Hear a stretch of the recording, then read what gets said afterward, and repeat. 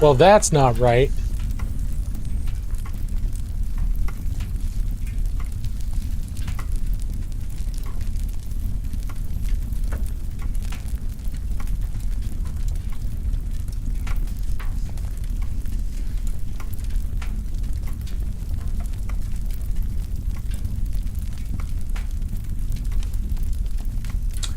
Something's off. Why is that? Why did that replace all of the sounds?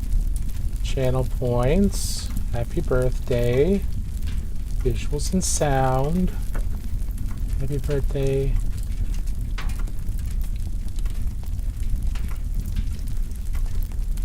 You have a magical disease called attention deficit disorder. It makes you a very unique wizard. Okay. Unfortunately, it will not make you suitable for the Muggle world. They expect you to show up on time and remember small details. And sometimes I know that's a struggle. I fixed it. Okay, so the sound is going. Cool. We figured it out. Figured out what was going wrong. Let's try our intro sound again. Listening to 102.3. Where we playeth nothing but chance, and more chance. This are not thine elder matriarch station.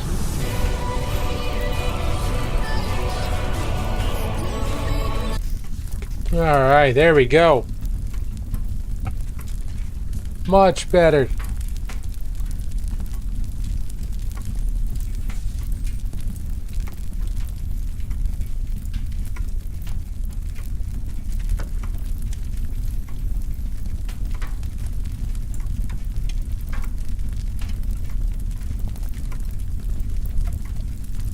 Thank you, Romans, and thank you, Resident X Curly.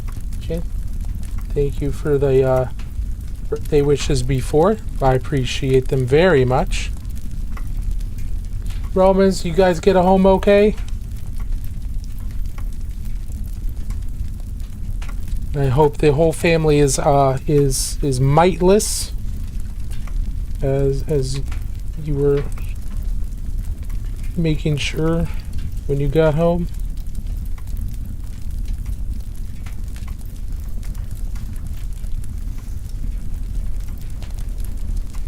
Hey, Jakey, I'm doing well. It's the day before my real birthday, and we're streaming, so I'm feeling good. And I've broken out my Golden Demon entry from last year. Figured might as well put a little bit of work into it, since I do want to resubmit this for this year. So in order to do that, I need to make some of the improvements. Painterly Git, thank you so much for the gifted subs. Pikmin Horror, thank you very much. I very much appreciate that. Painterly, thank you very much. We'll get to the library cards out here in just a second for the new members, so that they can enjoy their privileges here with their own library cards and with their new wizards hats that they have in chat.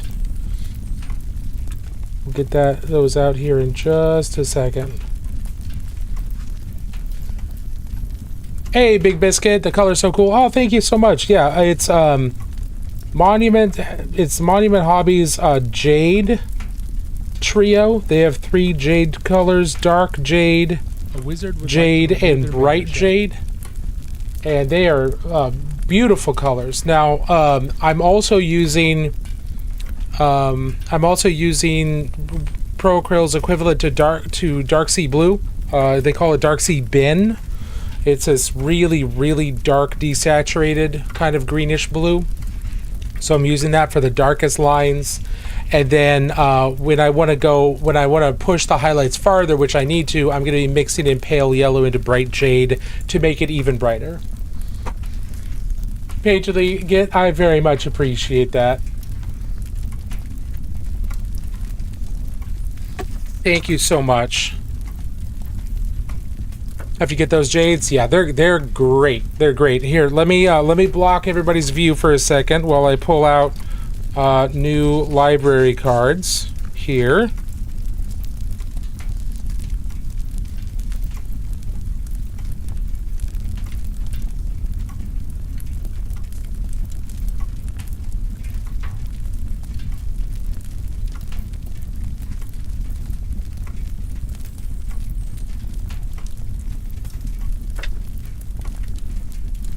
Okay. All right. So I'm not going to be able to use them out of that because there are no new library cards there. So we will pull up the newly arrived package of library cards. All right. So we need to make library cards for Dark Heresy and Archivists. Both very appropriate names. Do they tell you what to work on in Golden Demon? They do not. There is no feedback. They do not give any form of feedback. You don't even know what rubric they're using to judge the miniatures. There's no rules. I mean, they've got rules, but they don't really tell you, hey, you scored this many points because of XYZ, or you only got a notable, or you got a notable because this is good, but these all need work. They don't, none of that. So the feedback I got was from other painters who are better than me.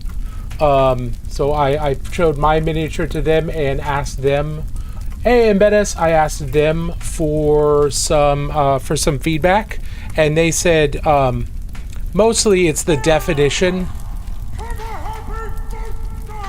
Oh, thank you, Painterly Git. I appreciate that.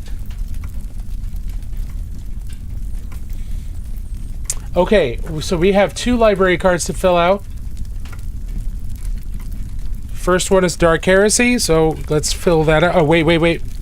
I need to read off the terms of the library card. All right, Dark Heresy and Archivists.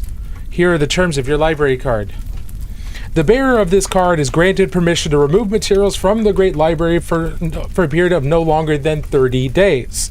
A penalty of 1 sip of paint water will be assigned to the bearer for each piece of material that is outside the Great Library every day beyond 30 days. The bearer assumes all responsibility for any magical damage to any material damage to magical damage or mishaps associated with and possessions or exorcisms through checked out materials. So those are the terms. Now let's get your names down here.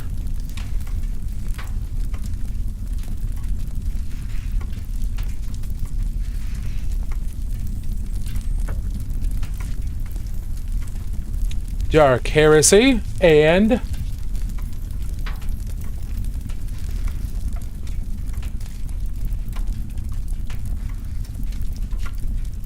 Archivists. Very cool. There's your library cards. We're going to let your signatures dry for a moment before we give you your official stamp. You will notice that in the chat on the Purple app, you do both have your very own Wizards hats now. There we go. Look at that. Let's let these dry. And here are your very first month's stamps.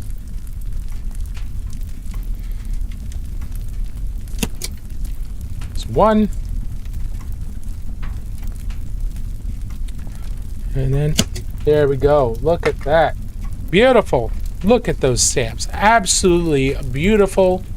If you can't see anything, don't worry about it. These are magical stamps. Only wizards can see them. Hang around long enough, they'll fade in. You'll see them eventually. It just takes some time. But I assure you, they are gorgeous. These stamps grow as long as someone is for every month. colors are added, new design is added, things like that. It just grows in complexity. Really, really pretty. You should see some of our long-term members. Very, very impressive. But thank you, Patriotly Gift, for gifting those out, and thank you, Dark Heresy and Archivist, for being here. I appreciate it. Okay, let's hop back in here. So let's see. Some of the feedback that I got was has applied for a library card. Hi, Jakey L. Thank you so much. Jakey, is that you over on the purple app? And Black Magic, thank you for the heart. Thank you for the heart, me. Thank you, Jakey. I very much appreciate that. We'll get you your library card here in just a second. So before I get too distracted, I want to make sure I finish my thought here. So some of the feedback that I got from other painters was needing more shadow, like more definition around a lot of these details. So I'm going to be dark lining around a lot of these and deepening that dark line to help the definition be improved in a lot of these spots, but then going back in and obviously bringing up the highlights more, and then the edge highlights in the appropriate places. Those will also be, yes. I'm going to be using pale yellow, but yes. Ice yellow is absolutely like kind of like the godfather of that for certain people. I don't know, obviously probably very common in like actual art circles to use yellow for that or something similar, but within miniature painting, at least recently, ice yellow, and then every paint line has come out with something like an ice yellow. And pale yellow is monuments, and it's very nice. It's very nice. Yes, adding contrast. Exactly. It's value contrast. Happy birthday. Hey, thank you, Captain Toad. I appreciate that. All right, Jakey. So we've got our quill. We've got our ink ready. And here are the terms of your library card. The bearer of this card is granted permission to remove materials from the Great Library for a period of no longer than 30 days. A penalty of 1 sip of paint water will be assigned to the bearer for each piece of material that is outside of the Great Library every day beyond 30 days. The bearer assumes all responsibility for any material damage to, magical damage, or mishaps associated with, and possessions or exorcisms through checked out materials. Just make sure y'all read that okay. It's a little overexposed thanks to the overhead camera, making sure that we got good color for the minis. All right, Jakey, do you want your purple app name, or do you want the other your TikTok app name? Just Jakey. Okay. So you've got two different usernames. I want to make sure I'm doing this right. Hey, I very much appreciate that.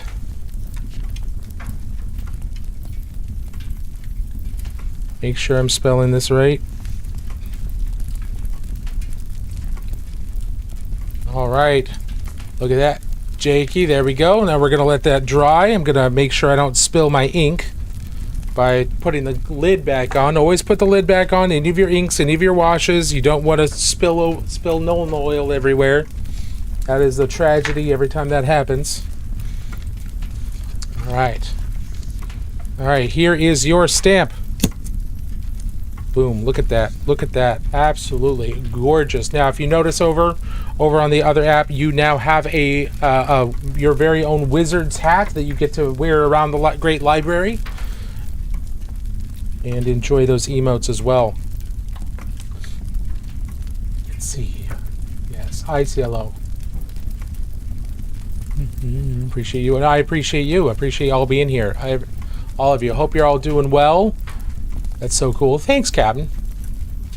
Yeah, it's something I wanted to. It's something I wanted something like unique, little ritual. You know, little fun little thing we do. It's a way for me to. It's another way for me to say thank you and show you that I really do appreciate the support. And it's also just, you know, a community thing, like a cool community ritual. brushes. Not to try and be weird about it, you know, we don't mean ritual in that way, but just kind of a thing that the group does, and it's unique to that group.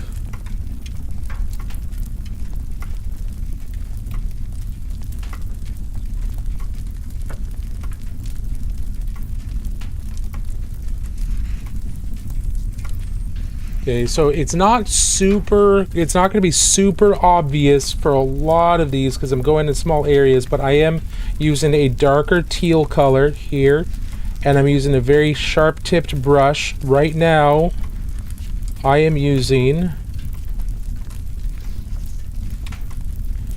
a number 3 Zim Series 3200 Kolinsky Sable. Zim is a company that I bought a bunch of their brushes just to try them out because they were fairly inexpensive at the time. And they're Kolinsky Sable. They're made in the US and also made in Germany. They've gone up in price a little bit since then, but at the time they were pretty good. They were pretty good deals, so I bought quite a few when I had a little bit of extra money, and so, you know, I slowly worked them into my rotation. I have a rotation of brushes that I go through. Like, I won't necessarily use a brush until it's done. I'll use a brush for a little while, and then I'll set it aside and bring out another brush, another brand of brush for the Kolinskys, just so that I'm trying to maintain familiarity with multiple brands of sables with different price points.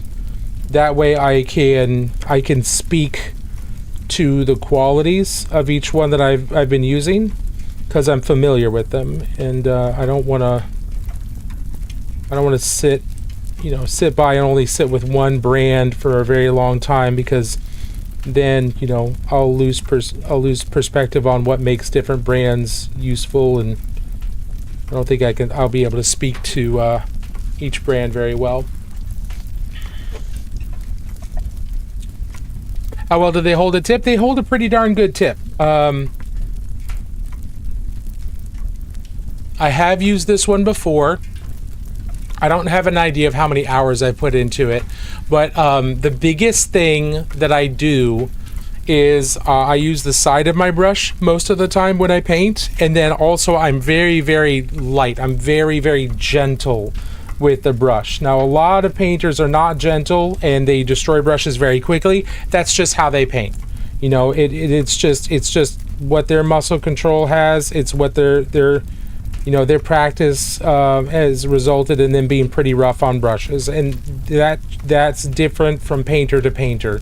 I tend to be a little bit more gentle with my brushes, at least when it comes to the sables, because they're expensive and I don't necessarily want to destroy them, but other people can be a lot rougher. So my brushes stay fairly sharp because of the way that I brush and how much pressure I use. That's been my experience.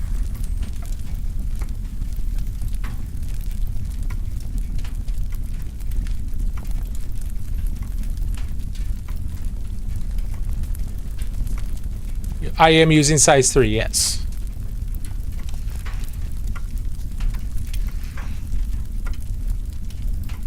And this is comparable to Rosemary & Co. Series 33 and Series 22 size 3. A lot of miniature painting, like a lot of brushes, they do not have consistent sizes. So you might get like a Raphael size 2 or size 3.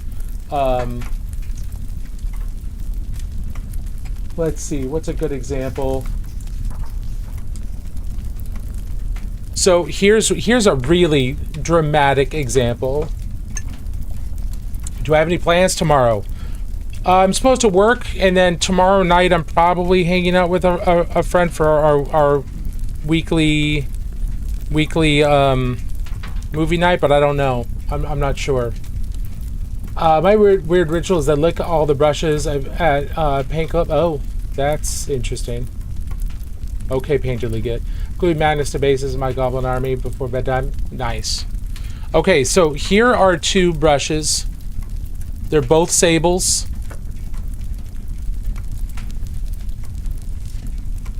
Look how different these are. See how different these are?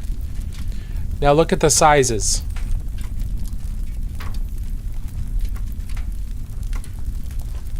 This is a 2, this is a 3. When you would think that it'd be the other way around, or this is closer to like a 4 or a 5 in Zim standards.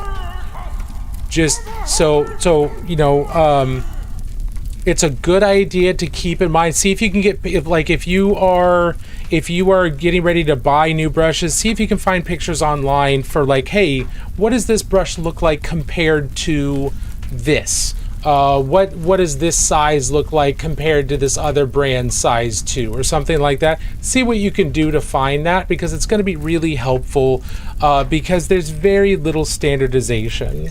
It's really kind of ballpark. And every brush company has a different, bristle length and a different, things like that, because the brush is for different purposes. But it is kind of annoying that there's not like a hard universal. Thank you so much for Archivist. Thank you very much. Enjoy your sub. Appreciate that. Phantom, thank you for the happy birthday. I appreciate that. Thank you, thank you. I was trying to find some Rosemary & Co. brushes, but I couldn't find any US shippers at an okay price. Did you try Wind River Arts in Texas?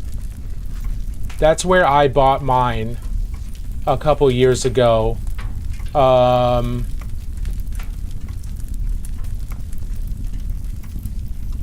Wind River Arts. Now the thing is, they do not have an online order system. You have to find the brush, and it's a Rosemary & Co. Series 33 or Series 22. I like the 33. And then you have to call them and see if they have it in stock. And if they do, you then have to give them your card information over the phone. They don't have an electronic system, and they don't like electronic systems.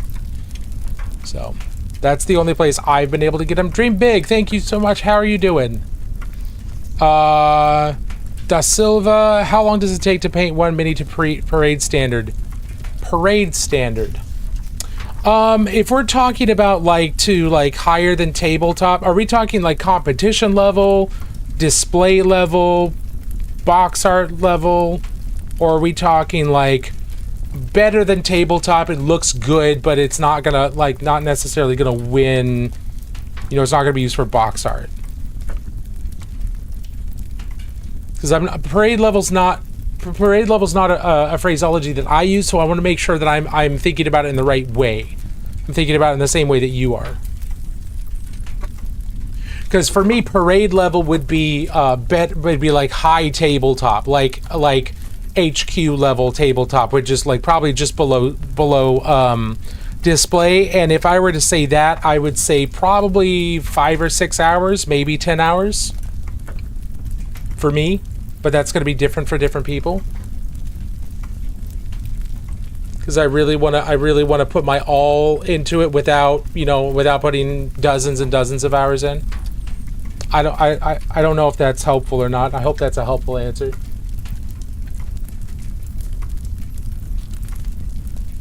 That sounds like Harry Dresden Wizards not liking technology. Yeah, I don't get it. I don't get it, but they don't trust using at least they didn't. I don't know if they're the same way. I'm a slow painter, so 10 days. Yeah, probably. And that's okay. There's nothing wrong with being a slow painter. Absolutely nothing wrong with that. The quality of your paint job is not wrapped up in how long it's taken you to paint it. The quality of the paint job is the quality of the paint job. And did you have fun?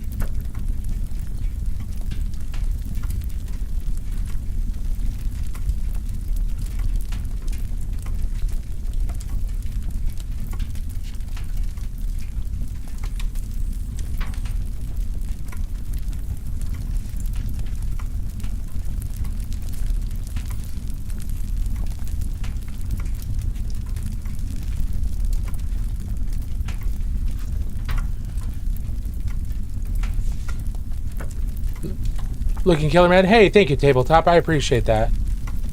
Thank you, thank you. Yeah, this is what I submitted for Golden Demon last year, and I got a pin. I got a notable pin.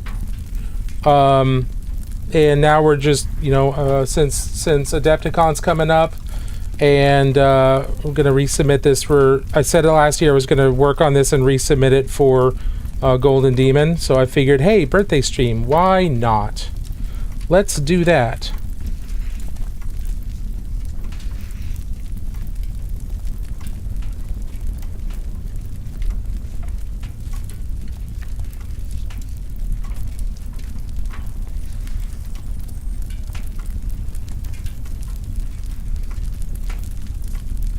Let's work on what I can work on.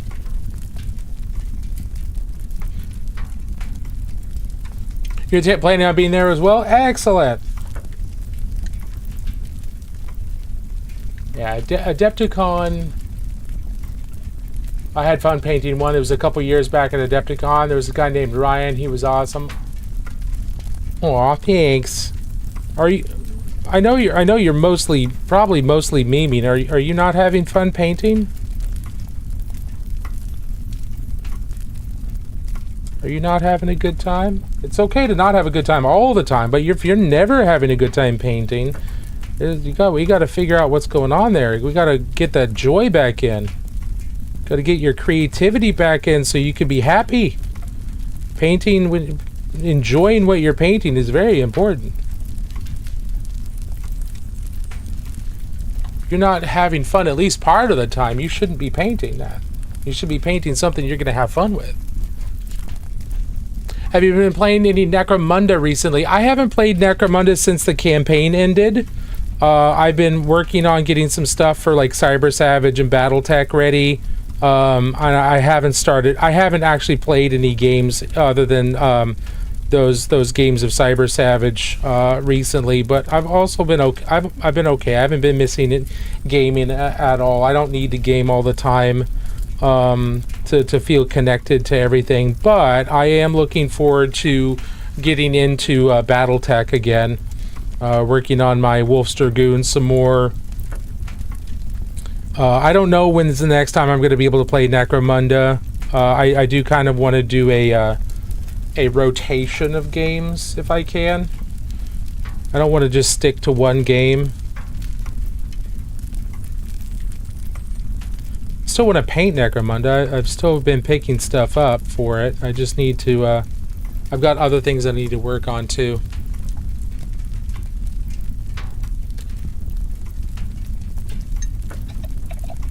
I enjoy painting.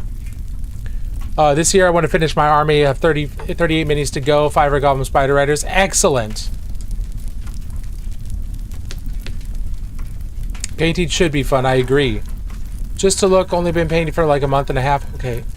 No, that's awesome, Tabletop Shredded. Yeah, Adepticon's a fantastic convention to go to, regardless of how recent you've gotten into painting or into the hobby, even the gaming part of it at all. Adepticon's a wonderful convention for that, because you're just going to be surrounded by just a ton of other people that love gaming and love, you know, tabletop and Warhammer, or whatever game that you're playing, whether it's Warhammer or War Machine or Bolt Action or whatever it is. There are gamers there to hang out with, and there's going to be tons of new games for you to demo, to see that, and there's lots of classes you can take from a lot of really good teachers. I am one of those teachers. I'm offering several classes there. Shameless plug. But other than that, you know, if you just want to hang out, I have gone to Adepticon multiple times to just hang out, and I didn't sign up to do a single thing. And I walked around, I hung out, I met new people, and I sat down and I painted in the hobby area, and I spent too much money in the vendor hall, or, you know, just wandered the vendor hall for hours looking at all the cool stuff. There's so many things that you can do at Adepticon other than taking classes, and really other than gaming in addition to it. So I think you'll have a wonderful time.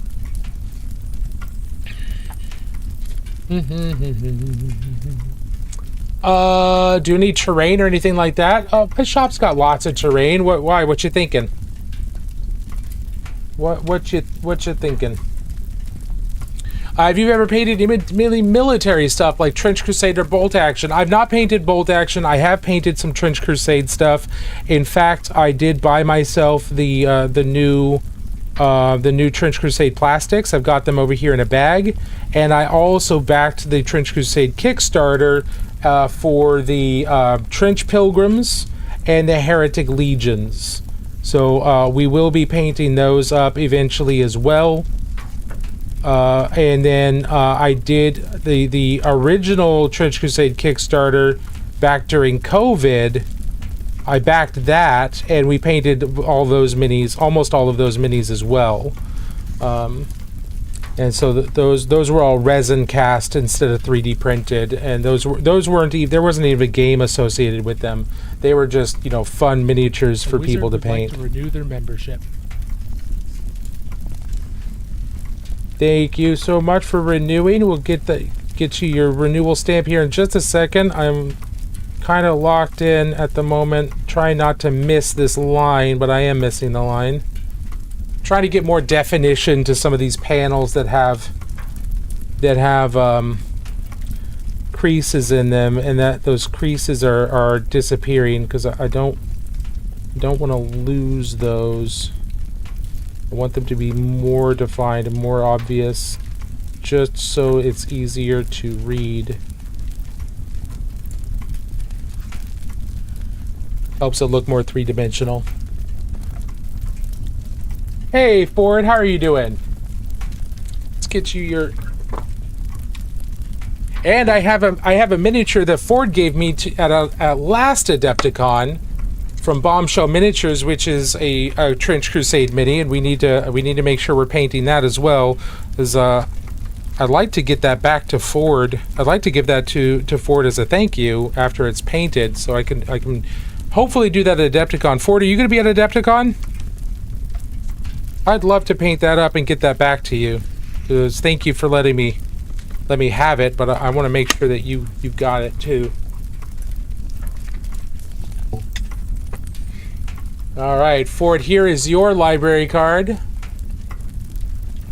Brookstore, hey, thank you so much. I appreciate that. Are you going to be at Adepticon or Origins or Gen Con this year? Ford, here's your library card. Let's get you your stamp. Boom. Look at that. Beautiful. 14 months. That's a 14-month stamp right there, everybody. Look how complex that is. Look how impressive that is. Absolutely gorgeous.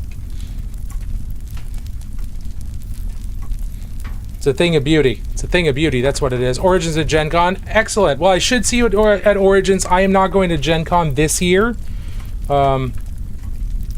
I'm not going this coming year. I'm trying to go I'm trying to travel internationally this year, so I have to drop one of the conventions that I typically go to, and I think I'm dropping Gen Con this year. But we just got confirmation that they still want us to run the paint and take at Origins. At least that's the indication right now. That's what they said. So that is less up in the air. So that's a big relief, because we really enjoy running the paint and take, and we enjoy teaching at Origins, and just enjoy Origins in general. So looks like we'll be back there, and I'm looking forward to that. I like Origins quite a bit. Let's see. Worn out from my work, but okay. With luck, I'll be there. Excellent. Nice stamp. Like the detail. Excellent. Dig Batty. How are you doing? I have to run. Happy birthday. Hope you have a great one. Thank you, Painterly Good. I very much appreciate you being here. Thank you for your friendship and your always positive contribution. I appreciate you being here.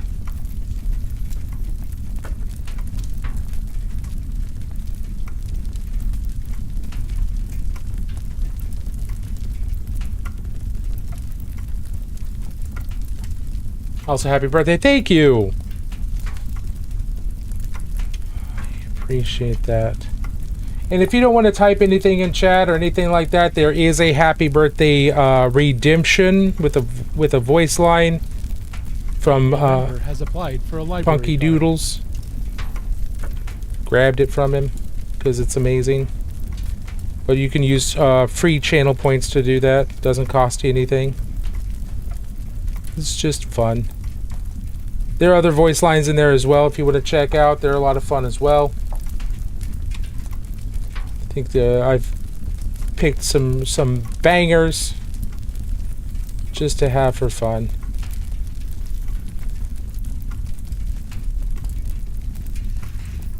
Let's see.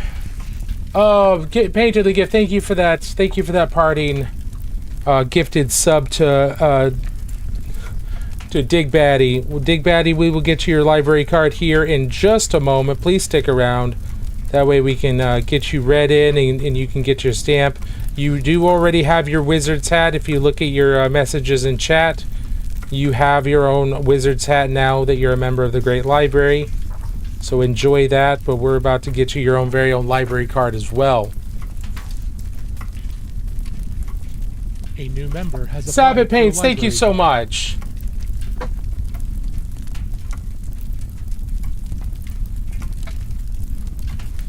Y'all are being way too generous. Thank you so much. Do you do Death Corpse of Creek? I have not painted Member any. has applied for a library card. I have not yet painted any Death Core of Krieg.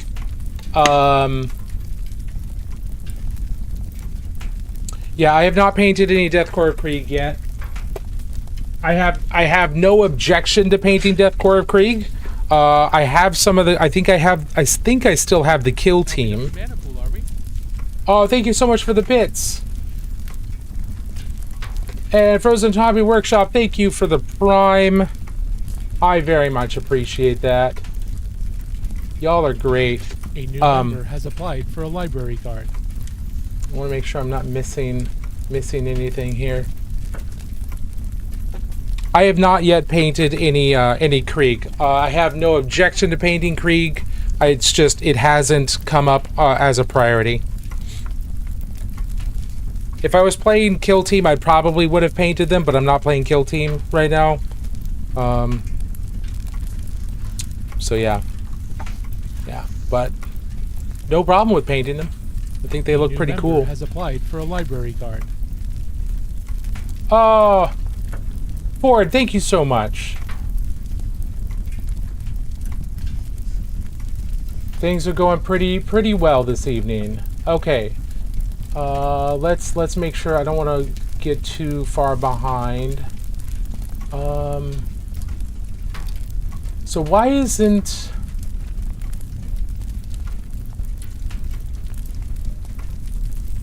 Okay, that's 1 month. Cool. Okay, Dig Batty.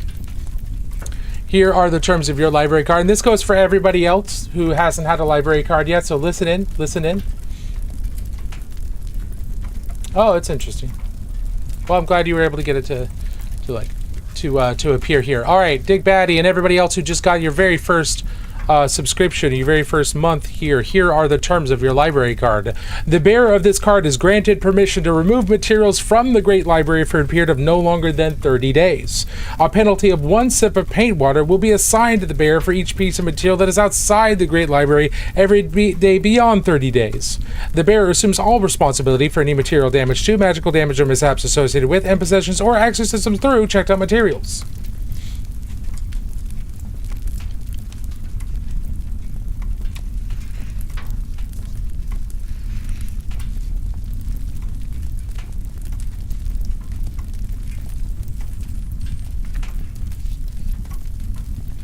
There is your library card, Dig Batty.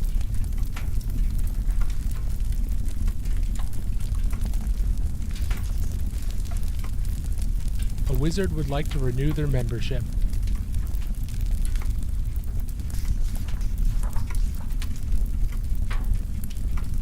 Resident X Girly. I don't think you have a new library card, so we're giving you a new one here. I think you might have an old one if you do.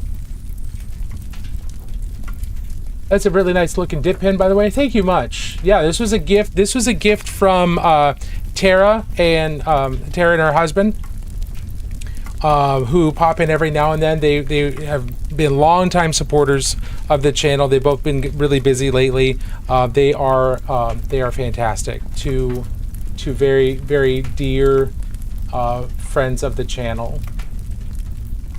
And then Gratuitous D. Let's get your card here.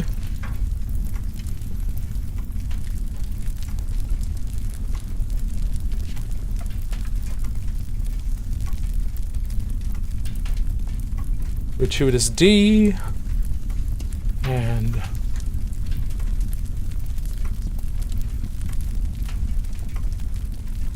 you use a dip pen to do that. Oh, that's interesting. I use a really, really narrow brush when I was doing that. Rogue Leader Echo, thank you so much for the birthday. Happy birthday. I appreciate that.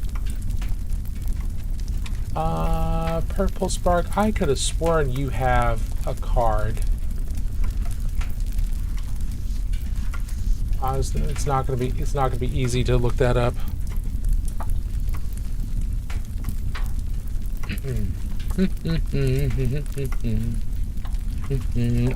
I may have to try a dip pen. I've used calligraphy ink and a really narrow brush with a really fine point, but I've never used a dip pen for it. There's Purple Spark, Alice's. There it is. I knew I had it. Make sure it's one of the current ones. It is. Oops, actually pulled that one. All right. So we've got our new members, I think. Oh, Rogue Leader Echo, thank you. 8 months. Let's grab yours. I have so many cards now. There it is. Rogue Leader. All right, so we got 5 stamps. 5 stamps to give out. 5 cards to stamp to commemorate another month of support, or a brand new month of support.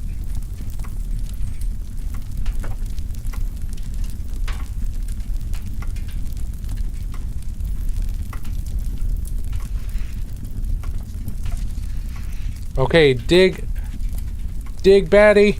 Here is your first stamp. Beautiful, beautiful. And then we've got Gratuitous D. Here is your first stamp.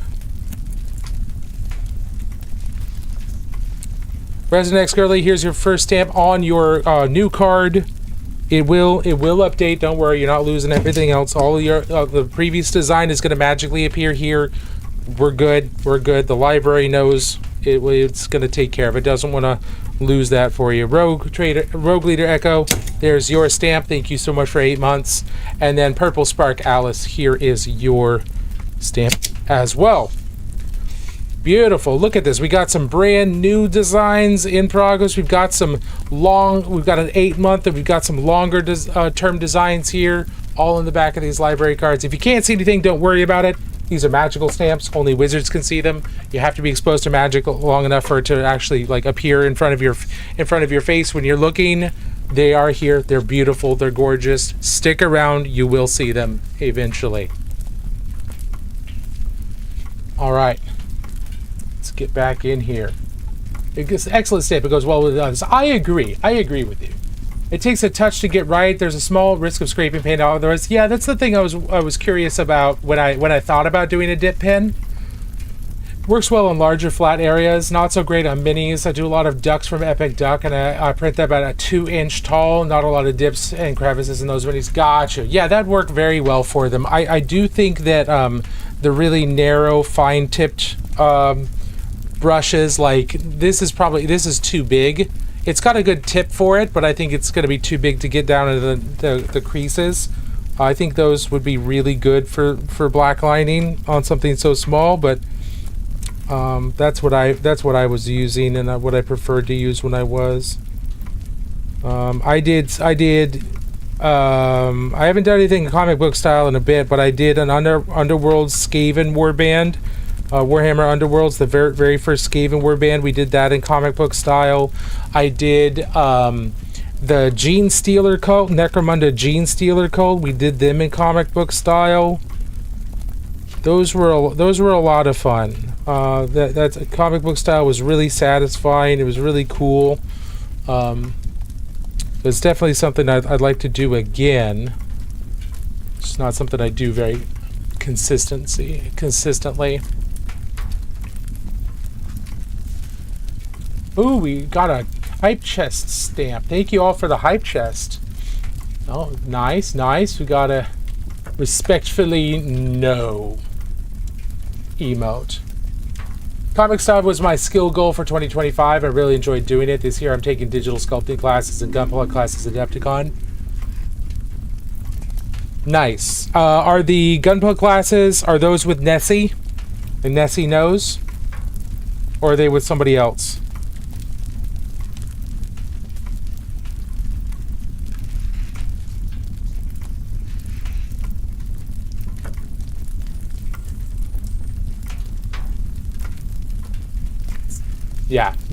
Yeah, Nessie. Yeah, he does gunpla classes at Adepticon. Basically every convention he goes to, he does intro to gunpla classes or gunpla classes. He does a bunch of them at Gen Con, and they all do really well, and his students really enjoy it. He really enjoys teaching those classes, and he's good at it.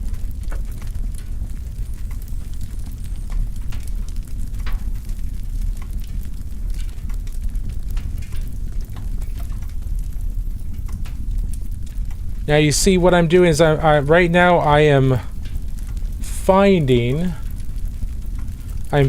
all the areas that don't have a particularly dark line around their border, and I'm coming in here and deciding where to put that dark line just to help separate them visually from what they're on top of, and that's just gonna help with contrast, help break up the model visually a little bit more.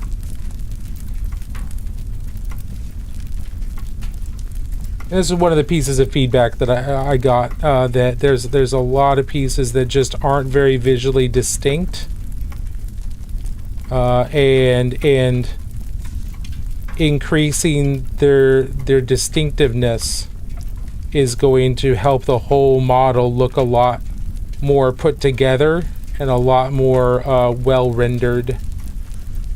So that's what we're doing right now. So we're coming in and we are hitting areas that need shadow with shadow. We're hitting areas that need separation with separation. Some more of that edge highlighting or edge darkening. And then we'll come in and we'll do some edge highlighting as well to help things be even more. Because the darker you make your shadows, the brighter your highlights are just going to appear, even without you having to really do anything.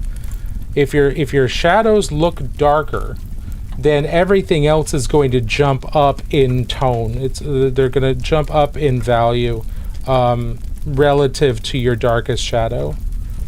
So if you can darken your shadows, everything else will appear brighter, and if you brighten everything, then your shadows appear even darker.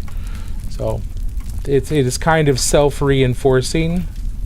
Doing both really gets you the most amount of contrast on your model. Doing brighter highlights and darker shadows.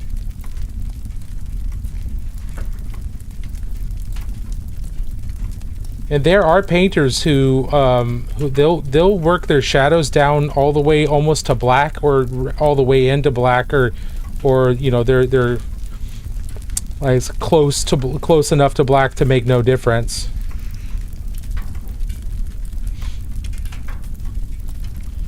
Le Chip, how are you doing? Yeah, this is a Warhammer Votan. The Space Dwarf faction. Now, this guy particularly is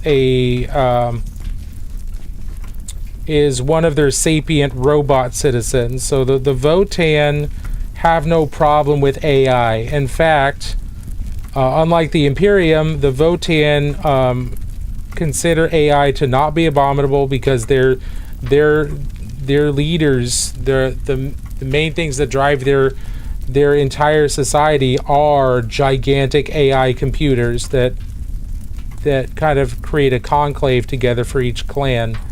But there are also individual smaller AIs that are called Ironkin, and they are considered just as much of people and just as much a citizen of the Votan as the biological Votan are. They are not treated any differently.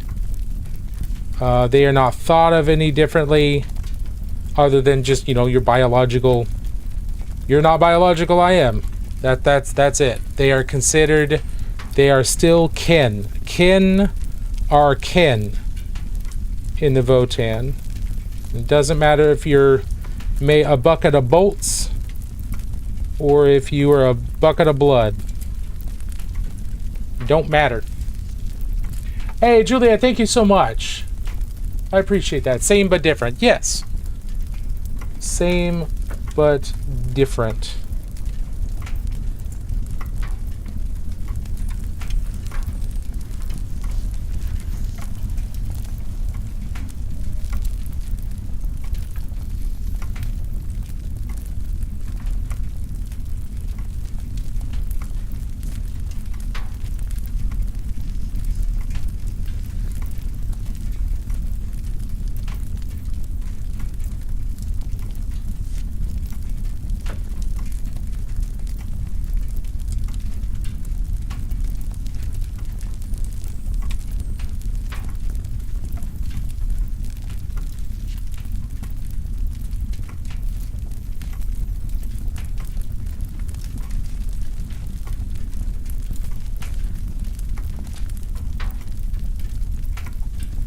Okay, we've got ads starting in 4 minutes.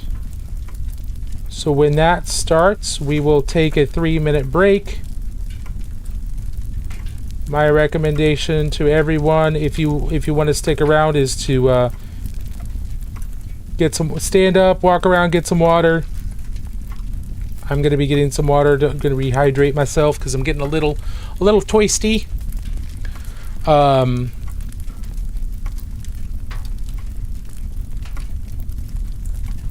But we'll take a 5-minute break, a 3 to 5 minute break there. Make sure everybody can stand up, walk around a little bit. It's gonna help me fix my posture because I'm hunched over like Quasimodo at the moment. Not great for my back.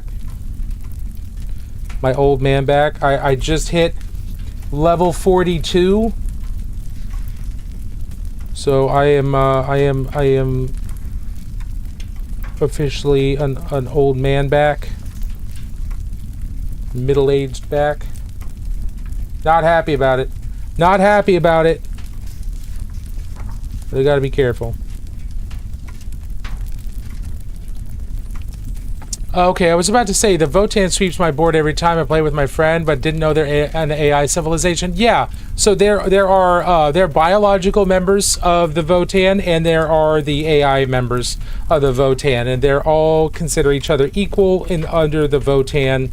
So yeah, so they're not entirely AI, but this guy is AI. He's this helmet here is his head, his actual. That's where the CPU is located. So they, yeah, and they're really cool. They're also don't get it twisted. They're not good guys. There's nobody good in there. The Votan, if they sense that your world has resources they want, and if you can't stop them, they will strip mine that world from underneath you. Like, they don't care. They don't care about property rights. They don't care about any of that. You have resources they want, and they will take them. regardless of what that does to your planet. Because for them, the accumulation of resources is the end. That is the end of the that is the point. Having the resources is the point.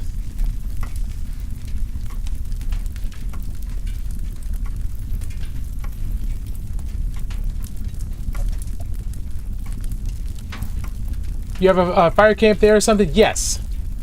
Munching food already? Excellent. Yeah, no, we're sitting here in my study in the Great Library. You can hear the grandfather clocks of the library going off. You can hear people turning pages in the background. And there's the fire here in my study to keep us audible company without having to play too much music or anything. I like this music. I don't listen to it a ton. I don't listen to it a whole lot. So it's not, you know, it's not a central part of my day-to-day life. So when I was using music for the stream, I wasn't always in the mood for it. So I found it to be very frustrating, very made me angry. Like I was just like, I don't want to be listening to this right now. I want silence, or I want some white noise.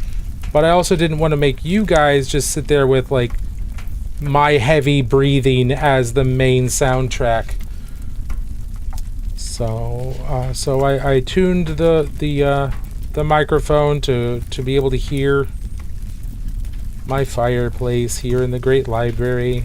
Hopefully that adds some coziness to the vibes. That's the idea.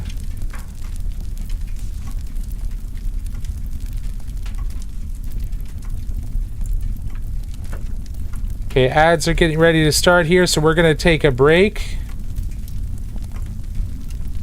Then we're going to work on the highlights back here on these cylinders. They are nowhere near as bright as they need to be. So we've got a place that we can definitely focus in on.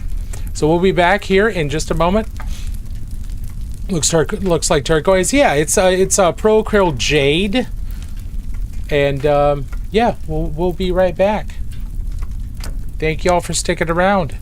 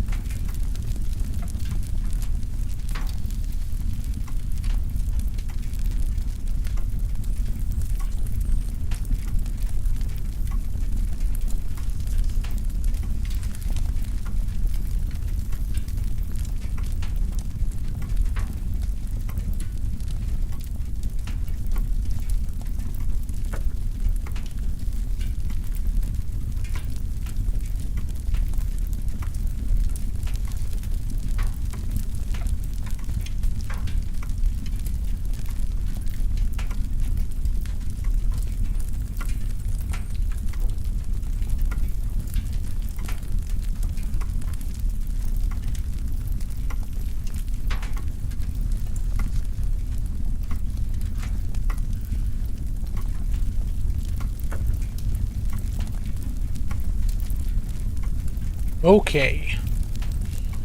Ads are over. Thank y'all for sticking around. Oop. Oop. Here we go. We're back.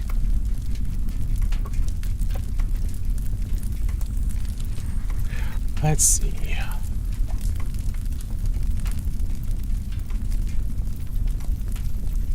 Silence is a blessing. Sometimes I agree. It can absolutely be a blessing. Really?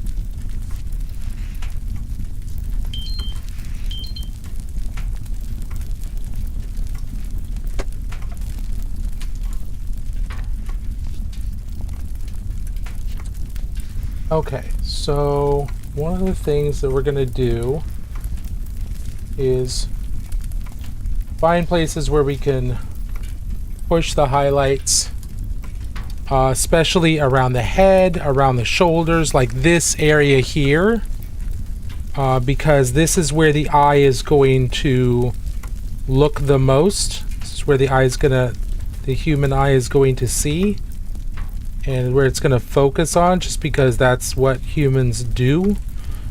We are trained to look at the faces of new people and human things, or things that appear human. We focus in on the upper torso and the face so that we can identify who we're talking to.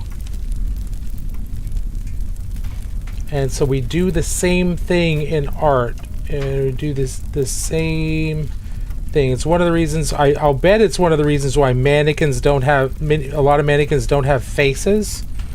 So they don't want the face to detract away from the clothing. Doesn't want to draw attention away from the clothing. But I could be wrong. They could just be lazy. But I think it makes sense that they don't have, a lot of mannequins don't have faces, because they want people to look at the clothing rather than the face of the mannequin.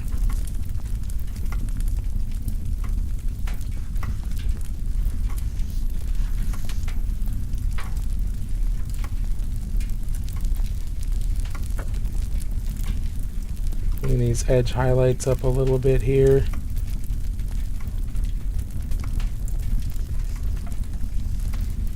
I'd love to do this and play with my dad. Oh, that sounds awesome. That sounds really cool. It's like a cool thing to want to do. I know quite a few people that play with their parents that play with their kids. They get involved with their kids, or whether they're young kids or they're older kids. It's a lot of couples do this too. They'll paint together, or they'll collect together, and you don't even have to game. Like if somebody's not interested in gaming, but they like the idea of painting and doing something creative with the other person, whether it's a family member, like a parent or a child, or a loved one, another type of loved one, significant other. A lot of people do this as kind of a family thing or a couples thing. Just paint together, and that's pretty cool. I think that's pretty awesome. It's definitely something I would like to be able to enjoy with a significant other, when and if I ever have one again. I think it would be awesome to be able to share this kind of hobby, or even if I'm doing this and they're doing something else creative, that works too.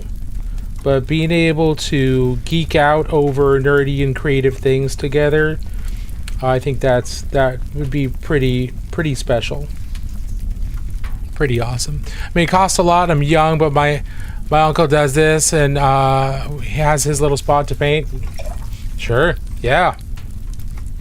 It does cost a lot. There are more and more ways to do it a little less expensively, for certain. There are always used models that you can strip the paint off and repaint.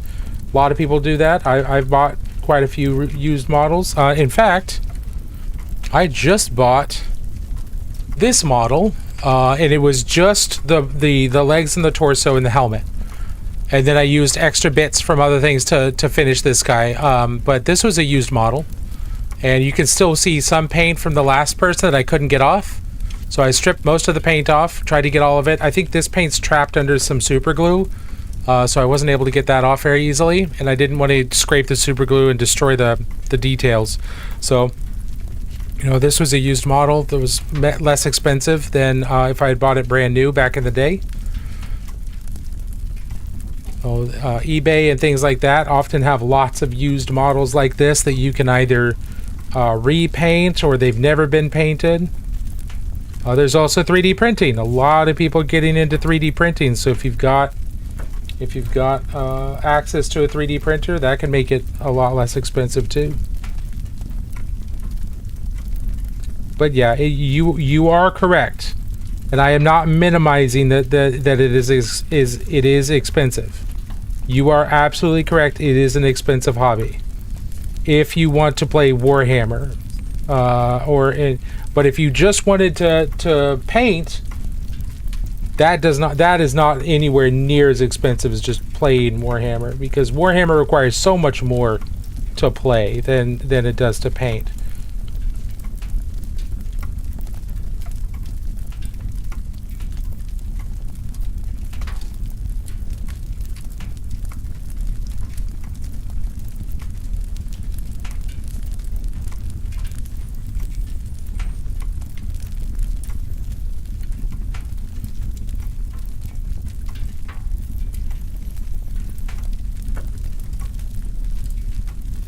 Yeah, I know about a 3D printer, but I personally prefer the original one. No, I totally understand. I totally get it. Am I painting this as a Rainbow Warrior? No, Jakey, I am not painting this as a Rainbow Warrior. We're painting this as it's a type of Votan. Are you talking about this one? This one, yes. This will be a Rainbow Warrior. So the reason I bought him specifically is because he's in Mark V Space Marine armor, otherwise known as Heresy era armor. So this is armor that was kind of kludged together out of, off of battlefield salvage and what little bits they have and things like that to make some complete armor. So it looks a lot more kind of like jury rigged. And they never made a plastic set of these. I don't know if they ever will, but they never made a plastic set of Mark VI armor or Mark V armor. Now, the reason that I'm doing that is because I want a lieutenant of every mark of Space Marine armor. So we've got our Mark II armor, and he's done. So we've got our Rainbow Warrior lieutenant in Mark II armor. And then I'm working on Rainbow Warrior Mark III armor. So he'll be a lieutenant in that. And then we've got our Rainbow Warrior in the right tenets. Yes, excellent. Excellent play on words. Then we've got our lieutenant here in Mark IV armor. And then we've got our lieutenant in Mark VI armor, which I still need to prime. But there was no plastic Mark V. So I searched out, and I was lucky enough to find a Mark V body and torso that didn't have arms already attached. They were separate. So I was able to find this used. And so now we've got Marks 2 through 6, all going to be Rainbow Warriors. And then I've got Primaris armor. I do need to find and make lieutenants out of some of the later versions of Space Marine armor. There were a couple later versions after 6. Like there was errant, I believe it's errant armor. I can't remember the names of it, but so the helms on Mark IV too. Yeah, they're all pretty cool. They're all pretty cool. I've got a 3D printer, a bit of an upfront cost, but it costs about 8 cents in material per minute. Yeah, Smack D, absolutely. No, I totally understand that. I'd love to have a 3D printer. I would be printing stuff all the time. I just don't have a space where I feel safe in terms of ventilation, but also safety of the print. Everywhere that I've got is either just not going to have enough space, or it's not going to be steady enough to prevent it from being shook.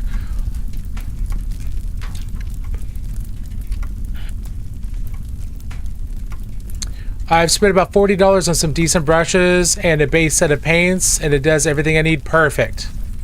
What about the I got my first model this Christmas. Do you have any suggestions on how to glue them together? Tick, that's a great question. So when you've got your model, right? You've got all the pieces on the sprue. If you've got a hobby blade or if you've got a pair of cutters, don't cut right next up to the piece, okay? Cut farther away and then use your hobby blade or your X-Acto blade to neaten that up, because if you clip right next to this, it is possible for the plastic to be gouged out, and then there's going to be a big divot there. So cut the piece off the sprue away from where it connects to the actual piece, then trim that up. And then afterwards, well, I weld, so hopefully it's second nature. Let's see. Mark 9 errant. Yeah.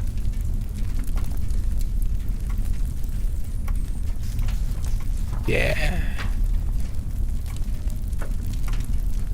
It's a chemical reaction. That's yep. It should that I use the back of the X-Acto knife to clean it up. Yeah. So when you, so let's say let's do this as an example here. So let's say I'm gonna cut out let's say I'm gonna cut out this banner, right? A wizard would This like back to banner. remove So the I'm membership. clipping away from the piece. You can see that I'm not right on the piece. I'm farther away from it. And I'm clipping here and here. And then I'm clipping right next to the, oop. Let's clip a little farther away. That way you can see what is left.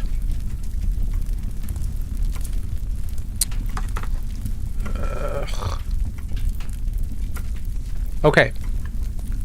So now I've got this nub here, and I've got these nubs up here. So you can't use the back of your X-Acto blade to get rid of these. So I use the actual blade to cut those off. And because the blade is sharp, you should always have a sharp blade. Now there's barely anything. There's just a little bit of nub. And once I've got that nub off, then I'll use the back of my X-Acto blade to scrape. And that will scrape the remains of that nub down flush with the rest of the model. I'm also looking for mold lines. So mold lines are these kind of seams here. Those are from where the two pieces of the mold have come together during the production process, and some of the plastic is squeezed out. So you want to remove those as well. So once you clear that nib up and you neaten it up a little bit with the blade, you can use the back of the X-Acto blade to scrape the mold line off and scrape the nub down flush with the rest of the model. Now once you've done this, and you've got the rest of your pieces together, don't start gluing right off the bat. Dry fit them. So get the model and say, okay, we're gonna take this and we're gonna put it on the back of the model and make sure that it fits. And if it doesn't fit, then I know that there's something I'm gonna try and identify what's wrong so that I can fix it. So let me see if I can find, where's this guy's backpack? Bitch backpack is this guy's. Not that one. Where did it go?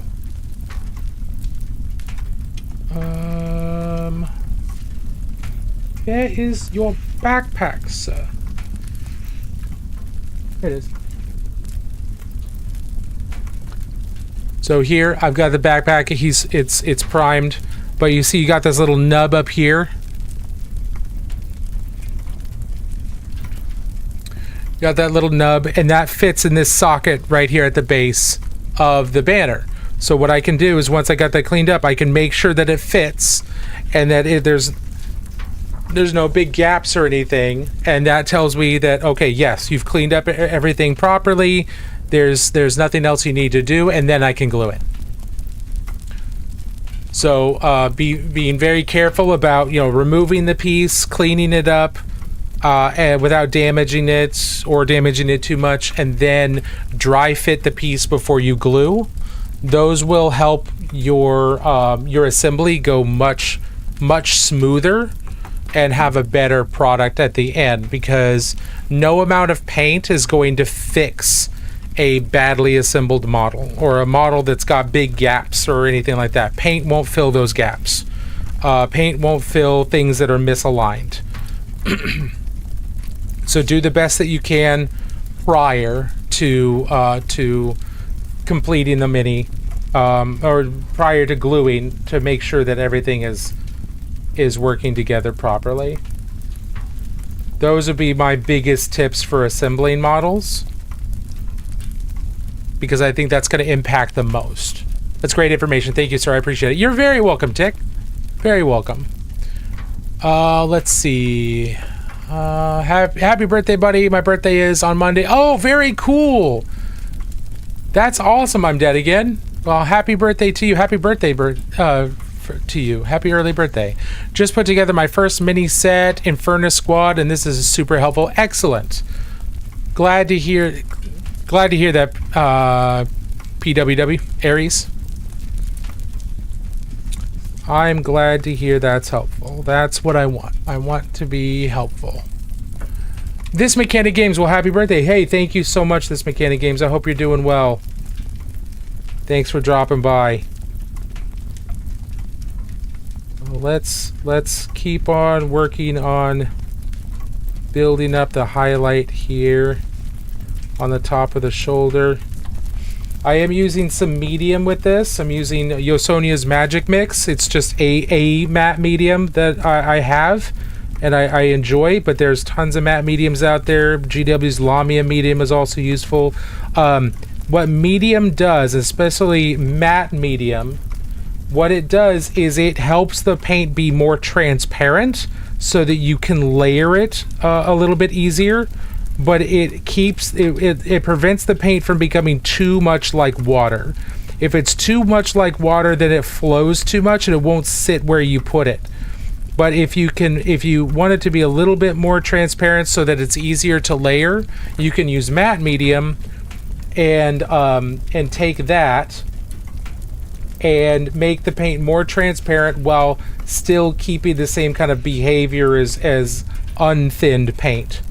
And that can be very, very helpful. It's certainly not always necessary, but I find it to be very helpful when I'm trying to do multiple layers of painting here. So just something to keep in mind. Also keep in mind, most paints fade when they dry, and acrylic paints fade fairly quickly. They dry very, very quickly. So when you're painting, if something looks too intense, let it dry and then reevaluate it. You can always come back and fix it later, but let it dry and see what it looks like after it's dried.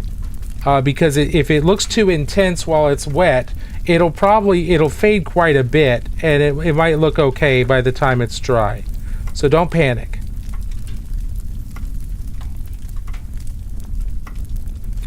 Like, these look a little intense to me, this particular jade for where it is, but we're gonna let it dry and we're gonna see how much it fades. And then if it doesn't fade enough, then we can just come in with darker paint and calm it down some ourselves here. But I do want more intensity here. I do want more saturation, more of the actual green in here, so I'm using some thinned down jade with thinned with medium to make it more transparent, so it'll fade even more.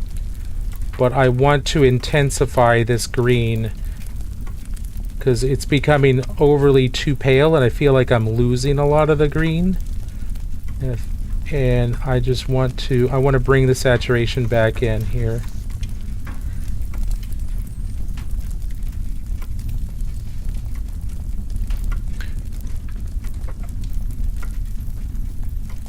Oh, This Mechanic Games, you renewed your subscription. Thank you. Let's get you your library card renewal here. Let me move these minis out of my way before I accidentally crush them. My desk is a disaster. The headmaster of the School of Magic should not come down here to check on it. He will be most disappointed at the state of my desk in front of all the students. But I have tenure. At least here I do. It's not valid anywhere else, obviously. Tenure's not valid at multiple places. But he can't fire me. Alright. This Mechanic Games, here is your library card. Let's get you your stamp for 26 months. Oh my goodness. That's so long. That's over 2 years. Thank you for your support. I very much appreciate it. Look at that. Look at that. Absolutely gorgeous. Beautiful stamp. Beautiful coloration. Getting really highly complex patterns and designs there. If you guys can't see anything, don't worry about it. It's a magical stamp. Only wizards can see it. Stick around long enough, you will be able to see it. It will fade in for you as you learn more magic and you just become used to the ways of the Great Library. So stick around. Any tips? Let's see. I just got some Army Painter big box of paints and starter set with Ultramarines and Tyranids and Chaos Terminators. Oh, nice.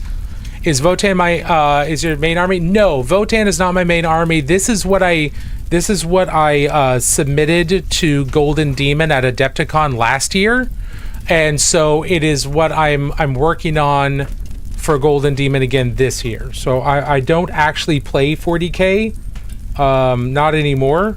I paint. I play some of the smaller scale Warhammer games and other games set in other universes, but I don't play main 40k at all anymore. But I still paint the models because the models are great. And let's see. So I've got some work to do. Any tips on zenith painting for brushes? I would say zenithal painting for brushes is really not super necessary. The ways that you can do the zenithal priming to get an idea of where highlights are going to be, I would use the light trick with your phone camera. So I'd take your model. Let's use this backpack for example. I'd take your model, stick it under a bright light. Stick it under a bright light. And then take a photo of that. And that way you can see where all the gray and where all the shiny bits are. That's where you should highlight. Now, if you're just looking to pick out details rather than learning where to put the highlights, I would, without a zenithal, you could, or without an airbrush, you could use a rattle can of white and just do a light spray of that, or you could dry brush. You could just dry brush over this to see all the details.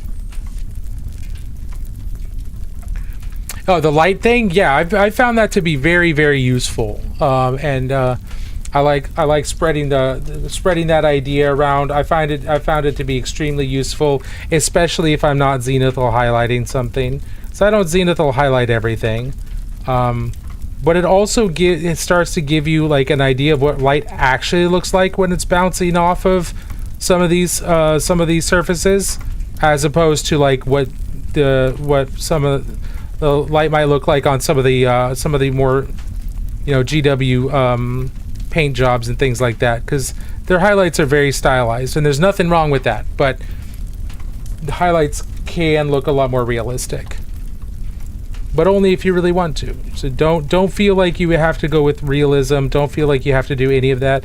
I actually try not to go with too much realism with my miniatures. I prefer to think of miniatures as illustration. So I tend to think of this in terms more of like sci-fi art, like Frazetta or Brahm or any of those. These are illustrations. This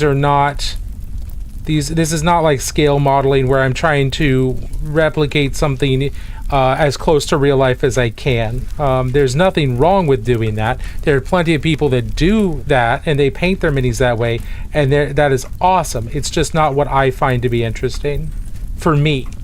I like looking at them. People are incredibly talented. I love seeing talented people's stuff, but I don't find painting hyper realism very interesting.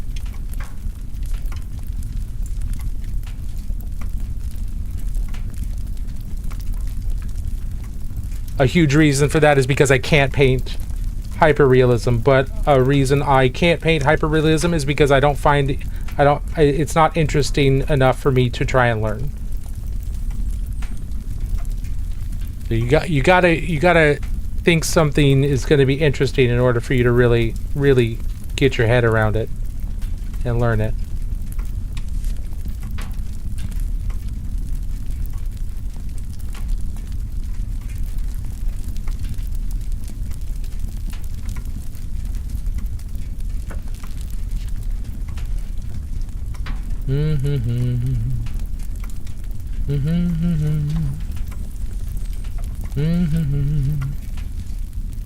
I saw some comments come through. Give me just a second. I want to make some little bit of progress right here before I look up for more questions to answer.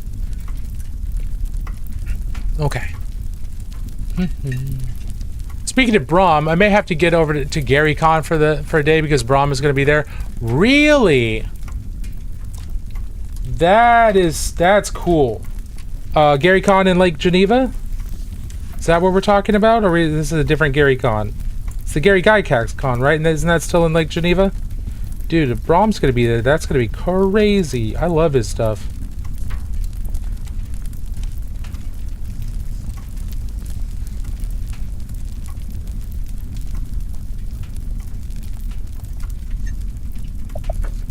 Happy birthday, where's it? Hey, E-Grippa, thank you so much. He's one of the guests there. That's awesome. That's really cool.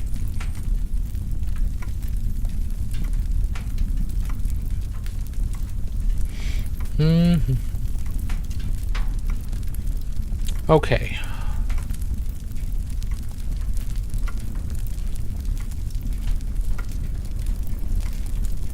So I do want to extend this highlighting out to more than just the center, because the center is going to be highlighted even more.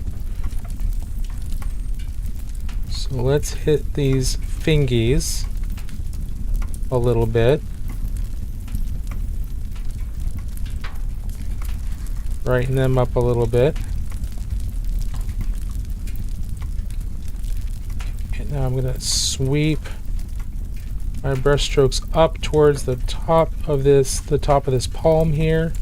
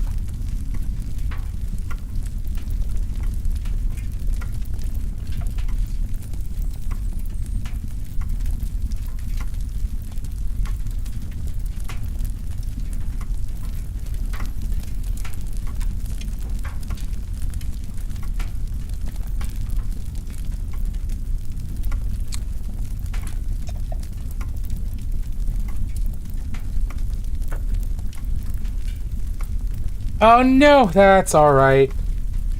That's all right. The staff will take care of it. As long as they don't see you, they won't be upset. They'll just put it down to one of the book mimics knocking something over again or finding something. As long as the student's not missing, and as long as you get home okay, get back to the study okay, you'll be fine. Just don't get caught out by the staff. The staff can be a little touchy.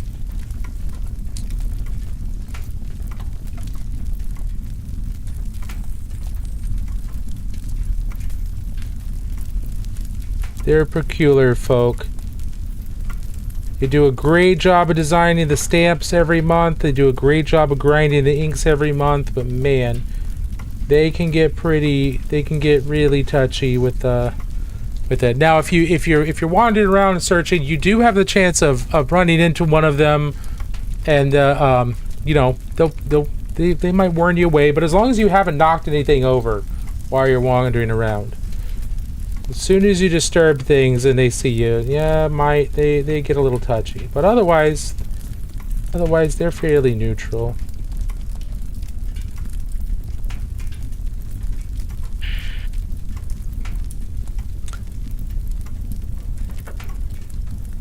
Oh, you found a mimic. Yeah, you ran into one of the semi-native predators of the Great Library. A book mimic.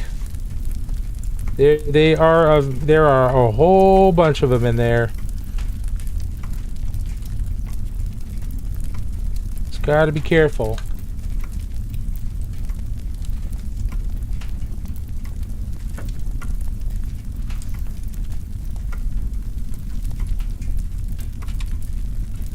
Can you cast fire? Can you cast fireball in a library? You're a barbarian. You would have burnt the Library of Alexandria.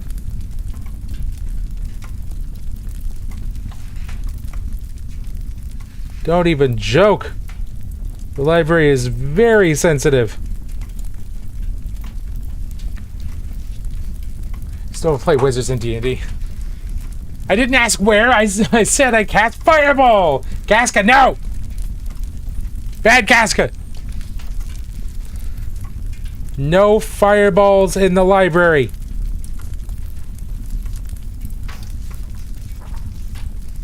I don't care how big the room is. I said I cast fireball.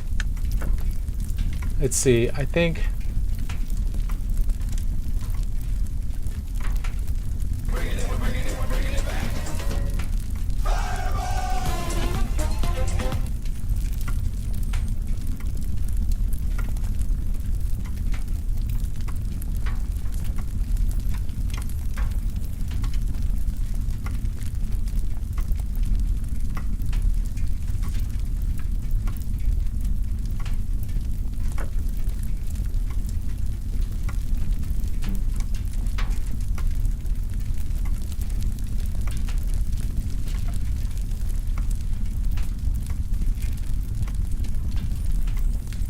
Yeah, no worries. No worries. Very appropriate indeed. So a lot of this is just going back and forth. You know, if you watch videos on people painting for Golden Demon, or like especially the winners, the ones that really put their heart and soul into it, and they'll just talk about the hours of just mind-numbing drudgery. And this is part of what they're talking about. What we're doing right now is going back and forth, tiny little changes, tiny little blends, glazing back and forth across multiple colors to try and get like your saturation back, and then smooth out those blends so they're as technically perfect as possible, as you're capable of doing. Like I'm doing the best that I am currently capable of doing, which is not Golden Demon level. I'm going to be honest. I don't think it's Golden Demon level without another couple hundred hours. Now, could I win a Golden Demon? Maybe. I think technically I might be able to if I put the time in. I'm more thinking composition wise. I don't think I'm going to. I don't know if I have the vision for painting something in a way that could win Golden Demon, let alone technically. So, well, you know, it's not going to stop me from trying, because it's kind of my goal to get better and better and better, and you have to fail in order to get better. But I don't know. I don't know if I've got the artistic or creative like vision for it yet.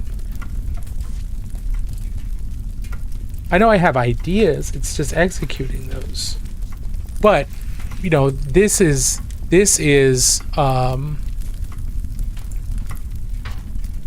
did you know the random algorithm will show you first Pitbull the singer rather than Pitbull the dog breed? Oh, that's unfortunate. I like pitties. I did not know that. That's unfortunate. there's nothing wrong with Pitbull the singer as far as I know, but I don't really follow him, so you know he might be problematic in ways that I'm not familiar with. But I like pit bulls. I have found pit bull dogs to be some of the sweetest dogs. Now you still don't want to piss them off. You don't want to piss any dog off.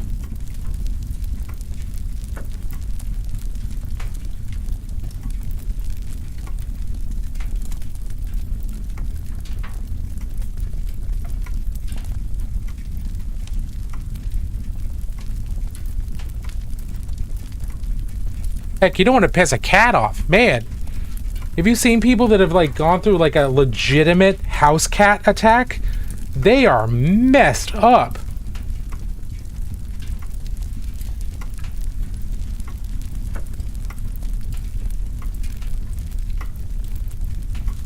So knowing that a house cat can do that, I don't want to think about what a dogs can do. And dogs are used for police work and all that fun stuff. So dogs can, military dogs, they can mess you up.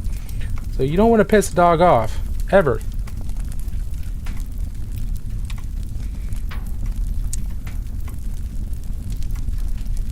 Back, welcome back.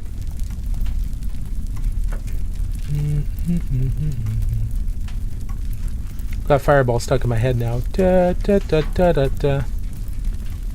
Fireball. Oh, da, da, da, da, da, da.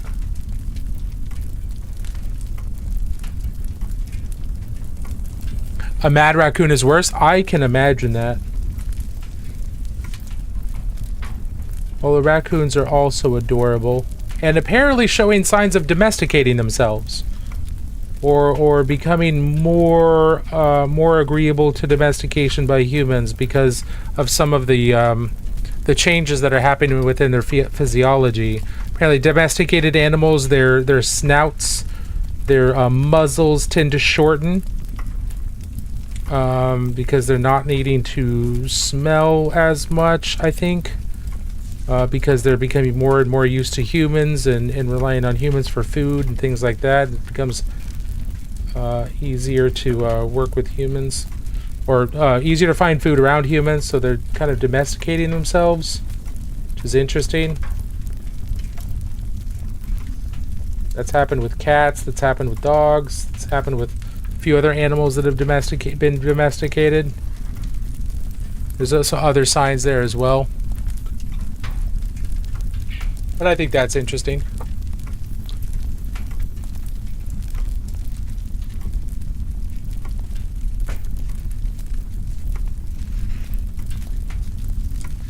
Okay.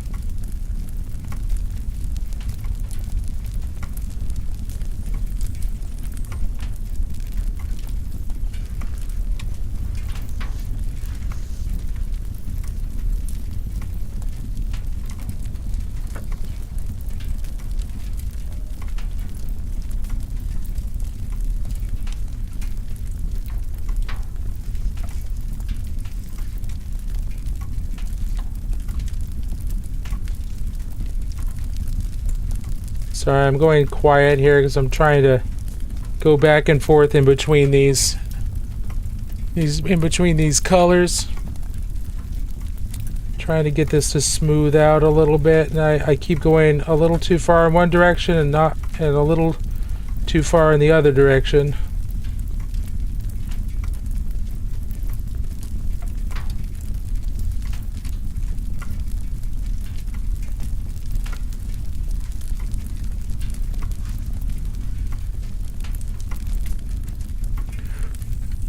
Yeah, I'm gonna let this dry so I don't overwork it too much.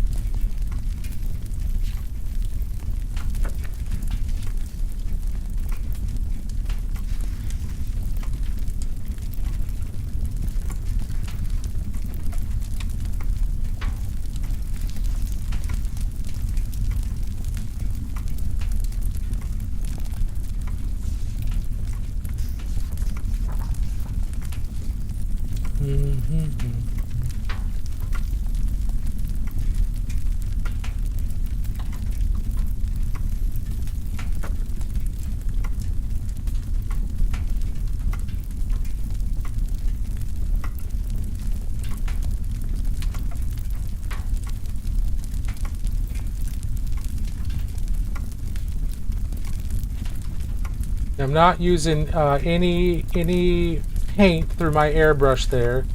I was just using my airbrush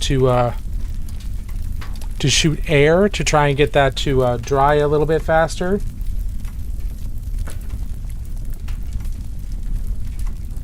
You can also use a really low power heat gun, or a more commonly a hair dryer. They're a lot easier to get and don't quite as hot. Heat guns, you definitely run the possibility of accidentally melting your model if you expose it to the model too long. So you probably definitely want to avoid that.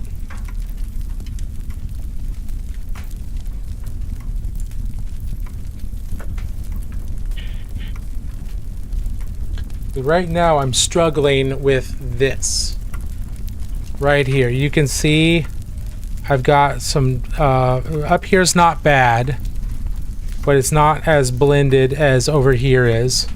Over here but I also have some tide marks down here. You can barely see them, but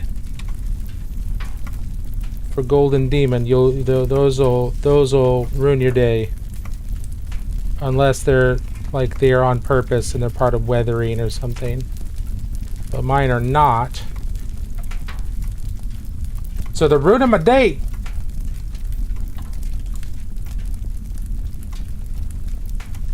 Not supposed to ruin my birthday.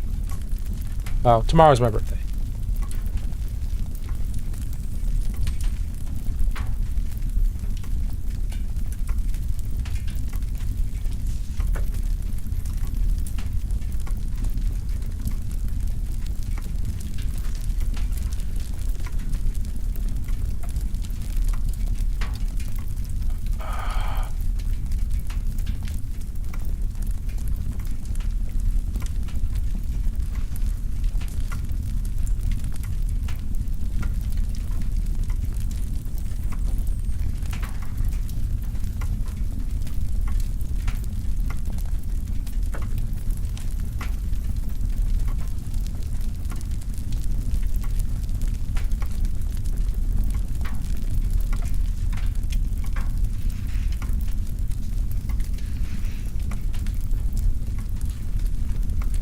With that, just made a bowl of meat. Nice.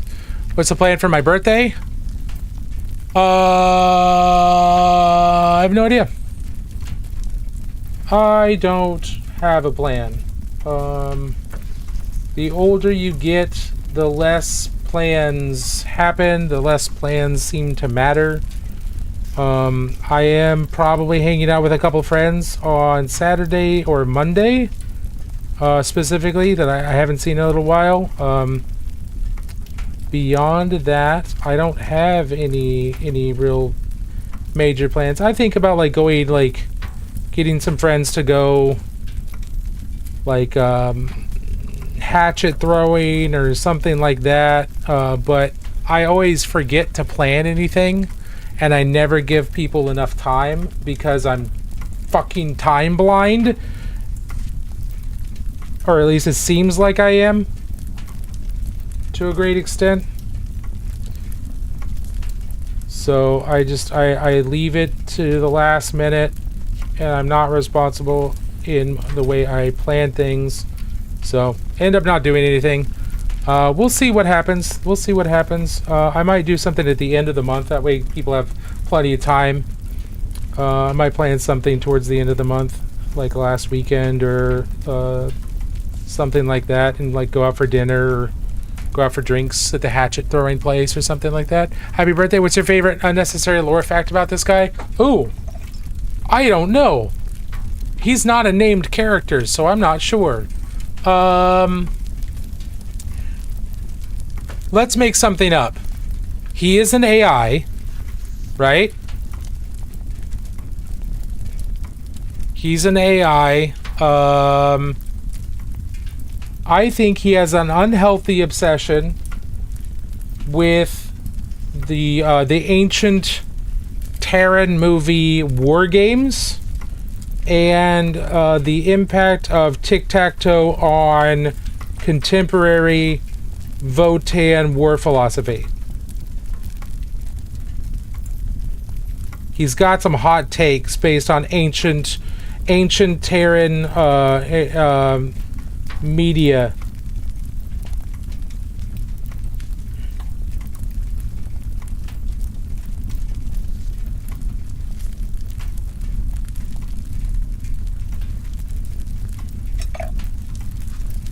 Yeah, we'll go with that.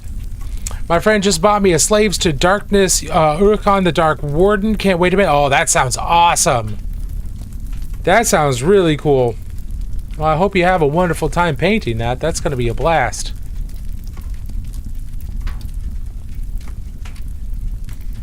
There's a couple places where the dark lining's still not quite...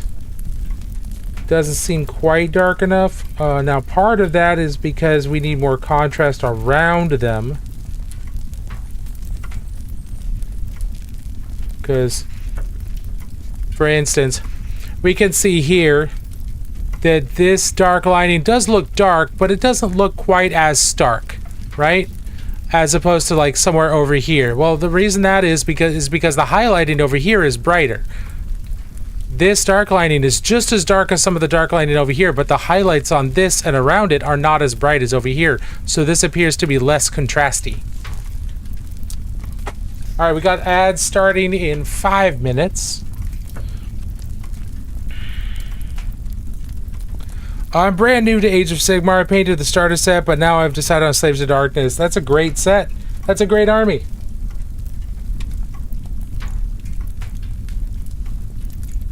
That's a great army to use. Slaves of Darkness have some great models. They're really cool.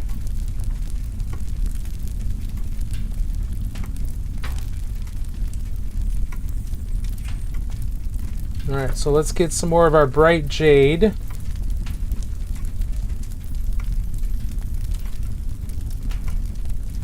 Get some of that on our brush here.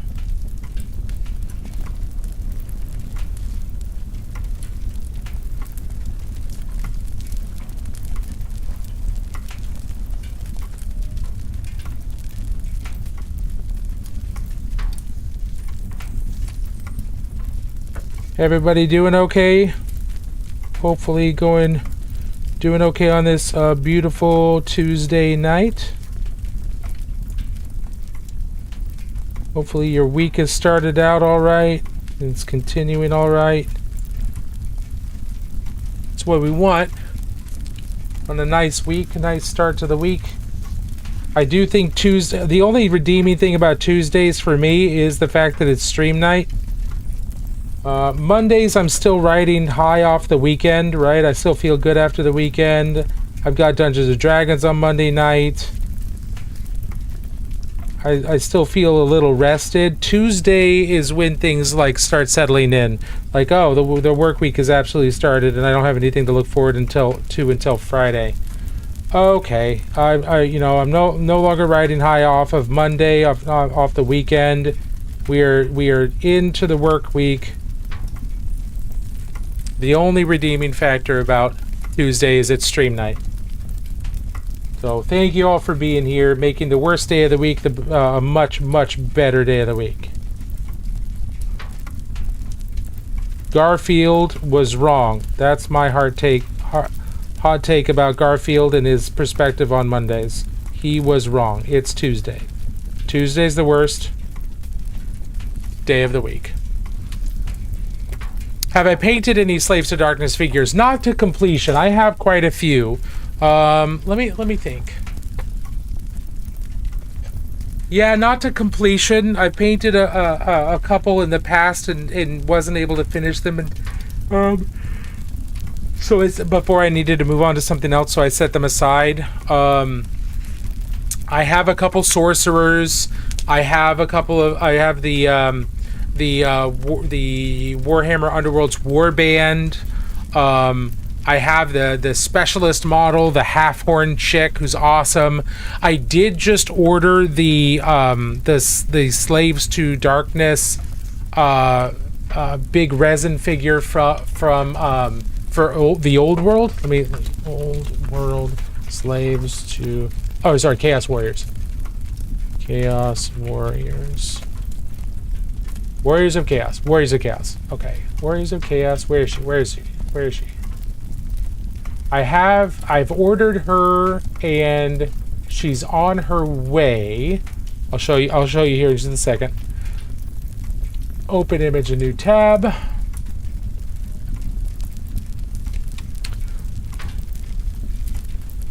We got her. She's on her way.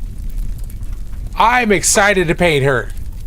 She's gonna be a blast. Now she's not from Age of Sigmar. She's from the Old World. She could absolutely fit in Age of Sigmar as some form of Slaves to Darkness hero or something similar. But she was sculpted for the Old World. She's gorgeous. She's awesome. She's Frydal the Chainmaker. And the reason you've probably, unless you've looked at the Old World models on Games Workshop's website, you probably wouldn't have seen her. She's not found in any of the Age of Sigmar stuff because she's not part of Age of Sigmar. So Age of Sigmar is here, and then they've got the Old World, which is the old fantasy. But she's a great model. Now she is an expert kit, which means she's resin. So she's Forge World resin. So she's a little harder to put together. But look at that. Yeah, that would be why you haven't seen her yet. But she is a fantastic looking model. So many cool details. And just this giant unit of a woman. She's going to be a blast. Let's see. What's the other one? Half horn. Is that her name? No, that's Gore Halfhorn. What was the event exclusive? Chaos Warrior event exclusive.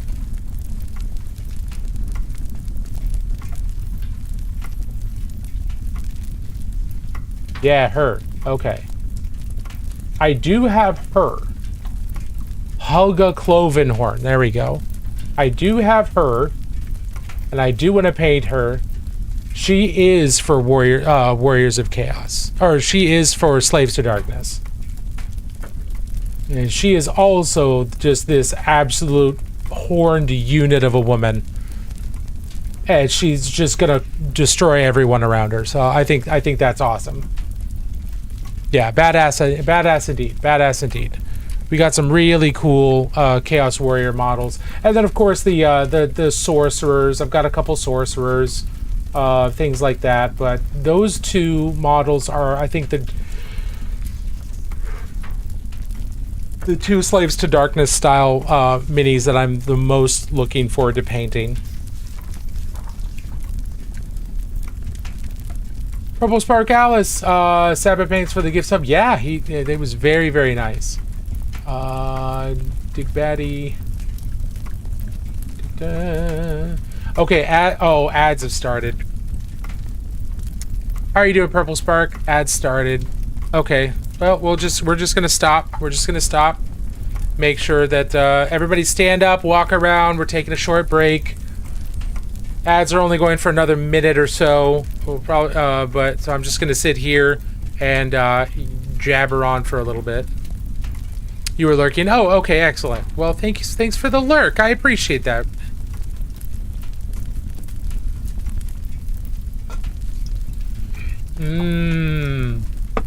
Flat soda. Delicious.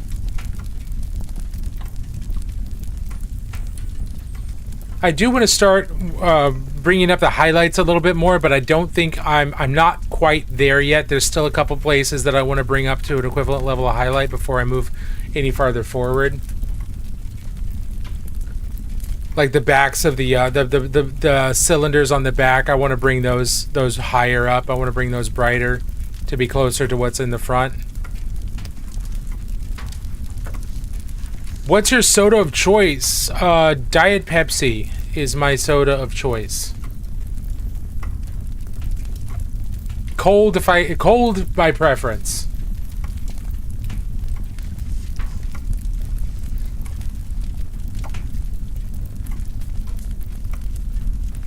I try not to drink too much of it, but I have a bad habit of drinking way too much of it. That's what I bought this week, 24 pack. Nice. A man of culture. Or a person of culture, a man of culture indeed. That soda, yeah, it's still not great for you because it still has a ton of sodium in it. That's something I have to watch out for my blood pressure because I'm old. So I have to cut soda out even more because of the amount of sodium.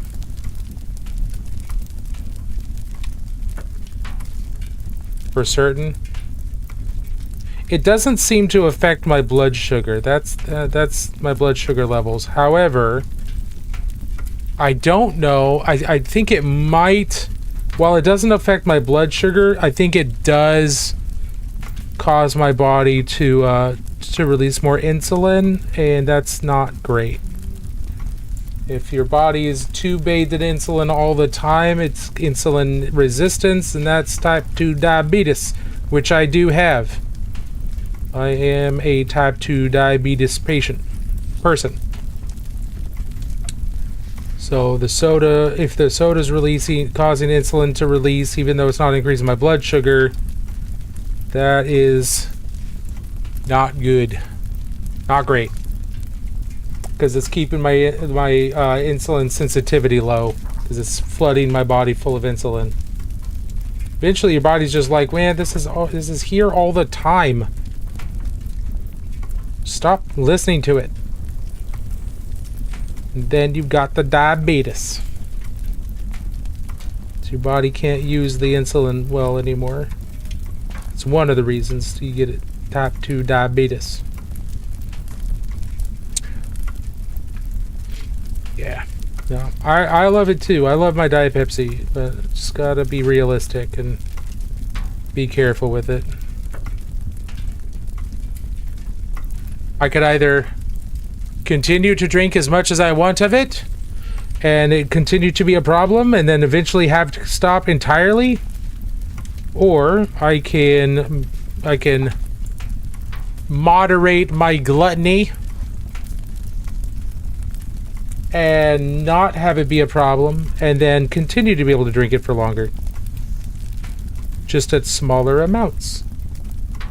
And I could continue to enjoy it rather than having to give it up entirely.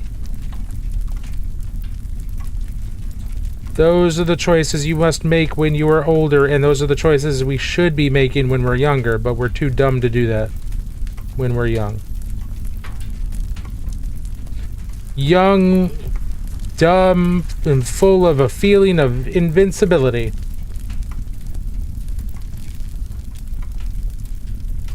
Y'all thought I was going to say something else. I know you.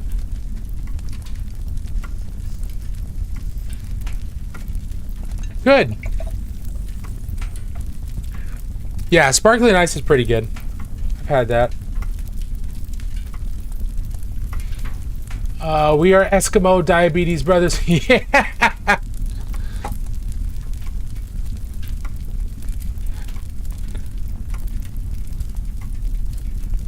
Diabetes.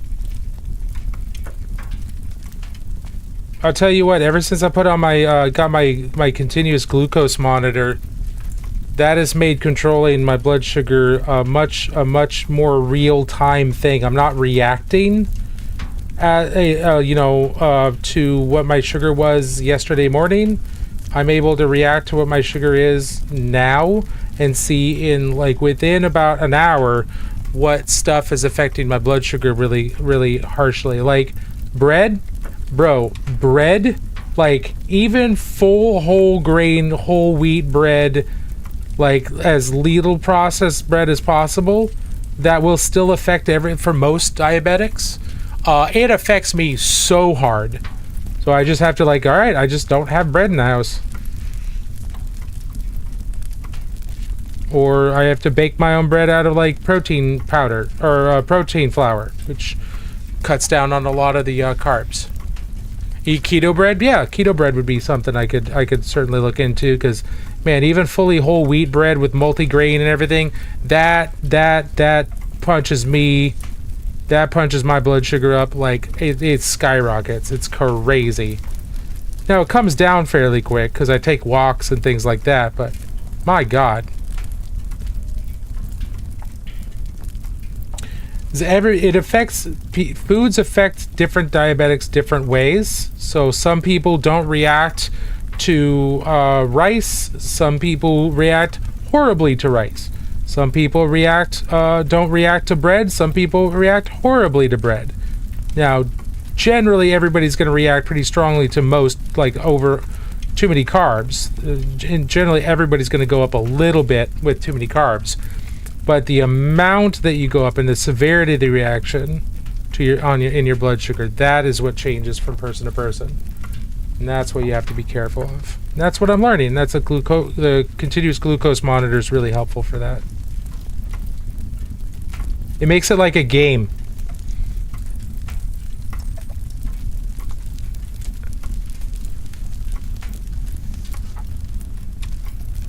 I wear one of those, so I'm a GLP-1 shot. My OS says, oh, dude, that's awesome.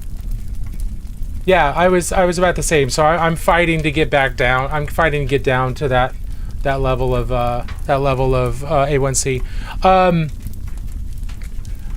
Big Daddy, I am not allowed to show.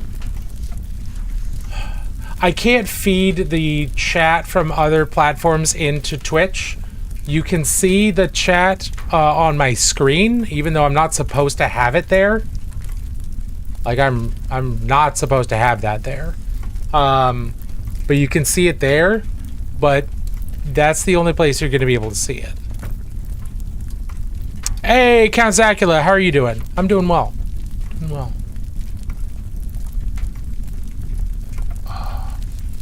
Thanks, Jakey. Appreciate that. That's a good example. That's a good idea.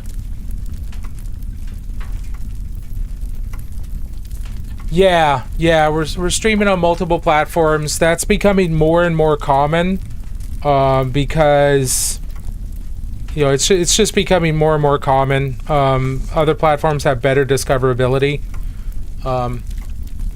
But yeah, I don't want to talk about it too much because other platforms also start to throw a hissy fit. And like, I don't like it when you do that. Like the clock app. throws it on the back end. Its algorithm kind of throws a hissy fit when it figures out that there might be other streams happening. As stupid as that is. Low cal, high protein, keto bread from those. Okay, I will check that out, Jakey. Thank you. Yeah, you don't want all your eggs in one basket, because, like, what if one of these platforms just ups and disappears? But you also don't want to rely on the platforms that don't have good discoverability to push your stream out. Like Twitch. Twitch's discoverability is awful. It's not good. It doesn't have discoverability. Other platforms have much better discoverability, but their live experience isn't as nice. So try to meet people where they are rather than trying to drag them kicking and screaming into one platform. I think that fits a little bit better. Doing good. Finished the Raveners and starting assembling the Canoptech Circle. Nice. I'm looking forward to seeing those finished Ravagers.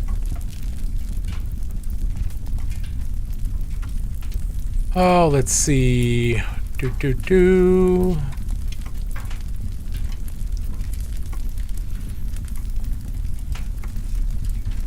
So, let's see.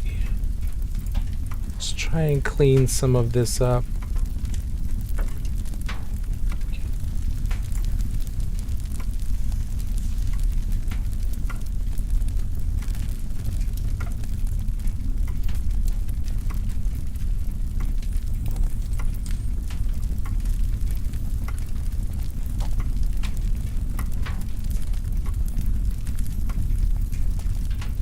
Like I said, this is a very, very small slice of like the amount of work that a lot of those people that are doing like winning golden demons.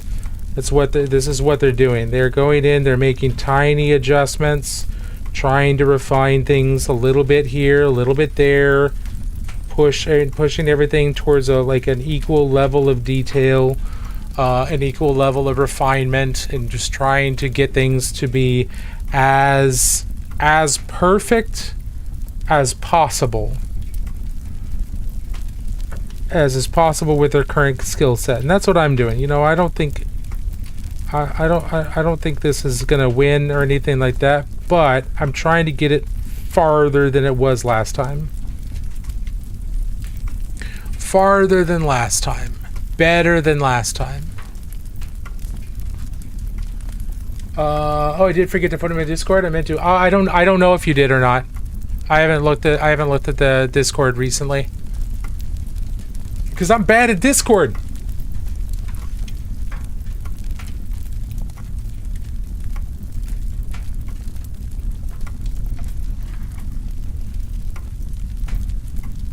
Yeah, I don't see him.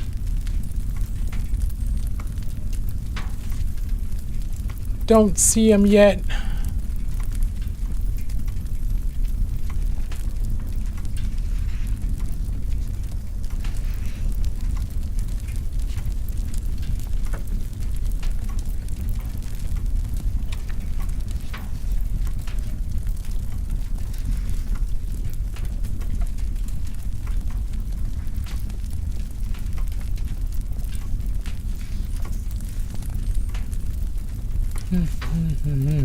Okay.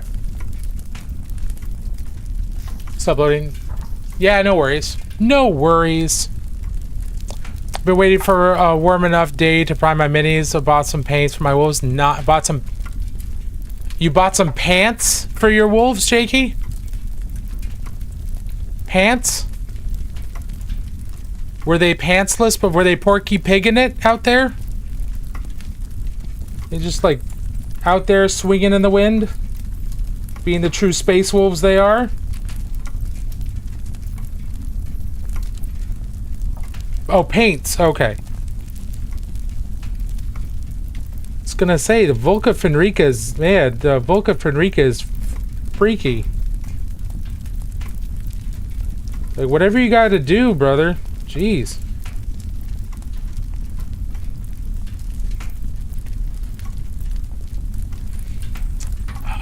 see, can I ask what paint you're using? I'm just getting into painting 3D printed minis and I'm struggling, man. Absolutely. What are you struggling with? But I can tell you that what I'm using is Monument's Pro Acryl line, and I'm using these 3 paints for this right now. I'm using the dark jade, and bright jade. That's specifically for this color scheme. I am also using Dark Sea Ben for the dark lining.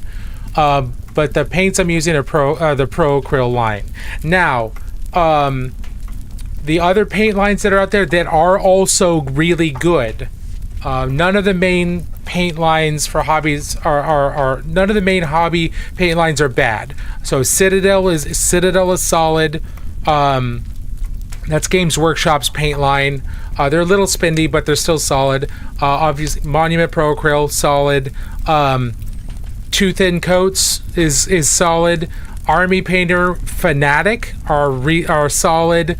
I'd say really good, right up there with Pro Acryl. Those are my two of my preferred. And then Vallejo Game Color, Vallejo Model Color. Those are also really good. Using Liquitex. Okay, so the thing with using, you can absolutely use artist acrylics. The problem with them is that they are highly transparent. Hobby paints have a lot of opacifiers in them, so they have things like clay or other or chalk added to them to make them more opaque. Whereas artist acrylics don't have that. So in order to work with artist acrylics, you have to do lots of very thin layers to build up your color over time. Whereas with the hobby paints, you don't have to use as many layers, usually just 1 or 2 layers, and that's got a good solid coat for you. So it's like painting with Kool-Aid. Yeah. I can't get it to stick. Yeah, the model I painted just looked 9 layers, bro. Yeah. So that's one of the issues with using artist paints. Is that they're just a lot more difficult to use. You have to use a lot more layers. Some people really like that because it works for them. It makes sense to them a lot more. Other people don't, especially if you're priming black. Artist acrylics they're really difficult to build up over black. If you're priming in white, are you priming your models? Are you spraying them with a primer?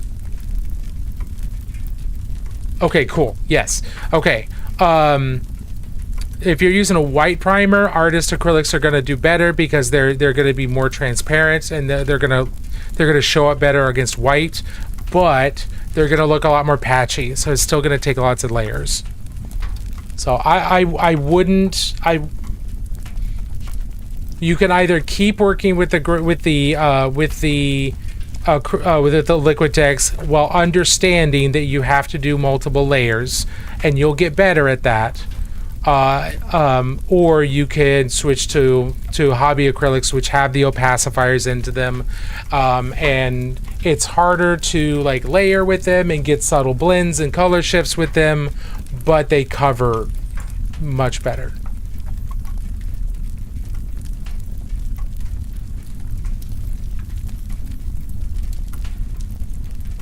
Since their king came back, they've been acting strange. That's fair. Is that help? Is that helpful, Trix? And I agree with your name. Tricks are for chubby kids. Although, I don't think I would call it a kid anymore. Army Painter starter set is a great value. I highly recommend. If you're comfortable mixing colors, it's even better. Yeah, the Army Painter starter kit is really good. Most of them have a good starter kit. I think Army Painter is probably one of the better ones out there. Also, Reaper Master Series. Those are good paints as well. Not as available. They're not as available, but some stores do have them, and they are solid paints as well. They do tend to be thinner, but they are still solid.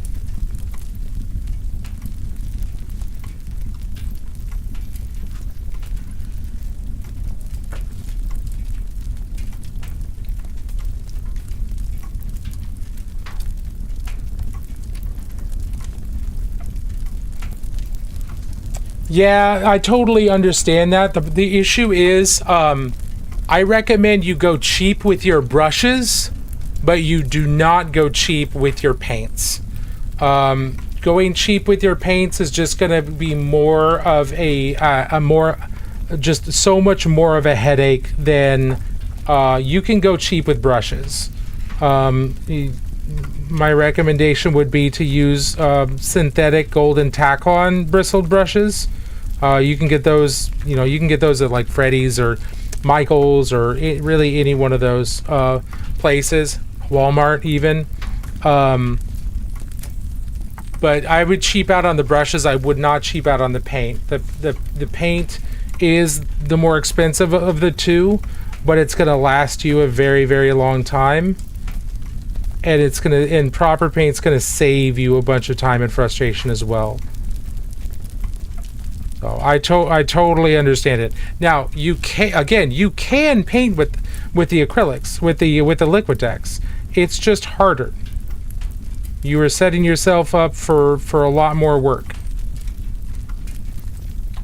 But you can do it.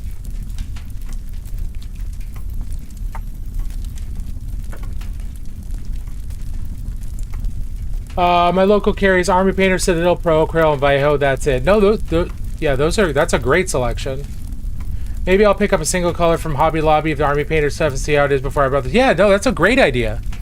No, that's a great idea, Trix. Get the $2 brush back from. Yeah, perfect. Speaking of ordering, man, when I tell you I pre-ordered those 2 new John Blanche sets with the quickness as soon as you told me. Nice. Yeah, I also ordered those 2 sets from the store I bought them from last time. And they said, like, yeah, we got them on order. And I was like, cool. Can I put my name on them? Sure. Boom. Welcome. Make yourself at home. Hey, thank you so much for the follow, Trix. Appreciate that. The other issue is the Hobby Lobby is an hour drive. Oh, yeah. Oh, I totally get that. It's a long drive. It's a long drive. Okay. Oh. Why do I keep forgetting to work on the back here?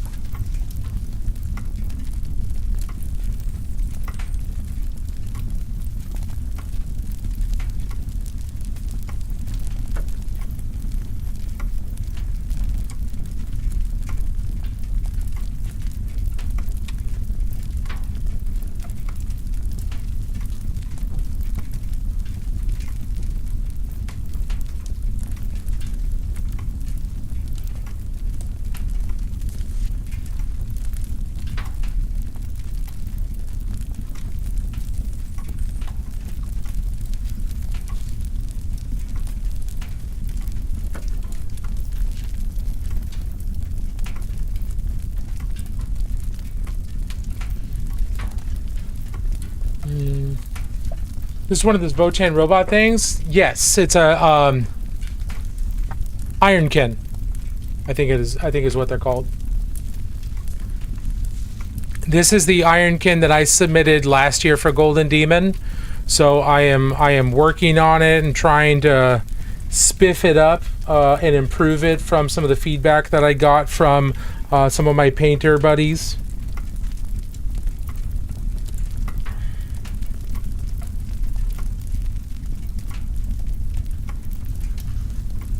And I'll be submitting it again for Golden Demon this year.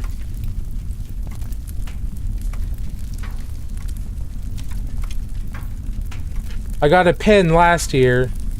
I don't think I'll do better than that, but hopefully I won't do worse. Of course, the judging can also be very subjective, so as long as I'm showing improvement, that's the thing I'm most concerned with. I want it to be better than it was last year.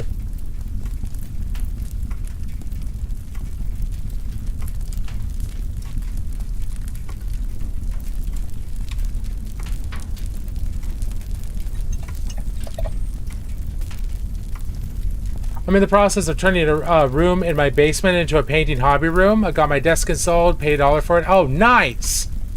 Man, I need to do that. I've been sitting on the floor painting on my coffee table for like 1.5 years now. Hey, if it works for you.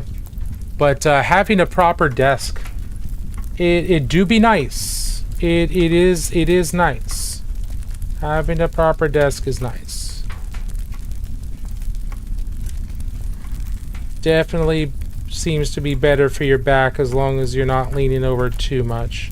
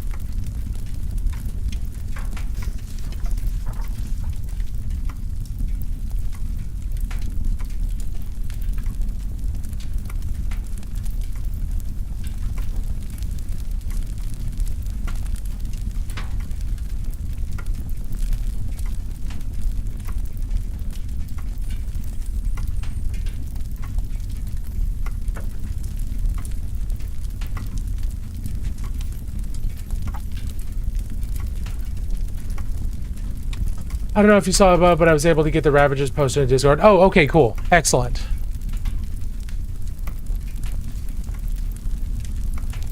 Cool beans. Take a look at those in just a second.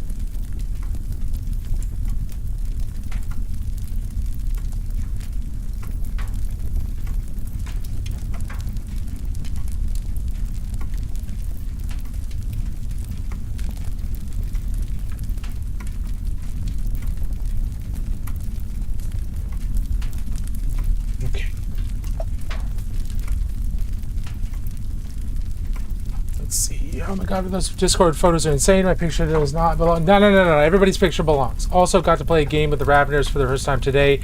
Let me tell you, I did not care for it, but the models are cool enough for me to not really mind. Good. Well, I'm sorry that you did not care for it, but I am glad that you had a good time with those. Got a clear code. Ooh, the Ghastly's cool. That's Ghastly, right?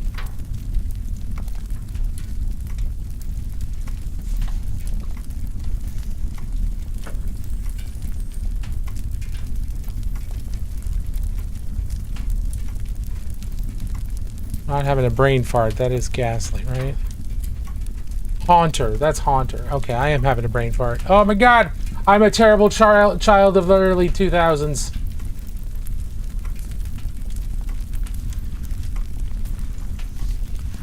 Alright, let's...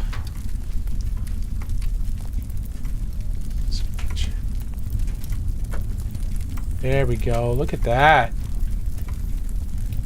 That looks great. Yeah, I can see where it was thin right in here, but the layers you put down, they certainly look thick enough. You got a variation in the purples too. I like the eyes. Got a pretty clean looking white. It still needs, still needs a couple layers probably, but it's a pretty clean looking white. Yeah, overall this is really nice. Yeah, not bad at all.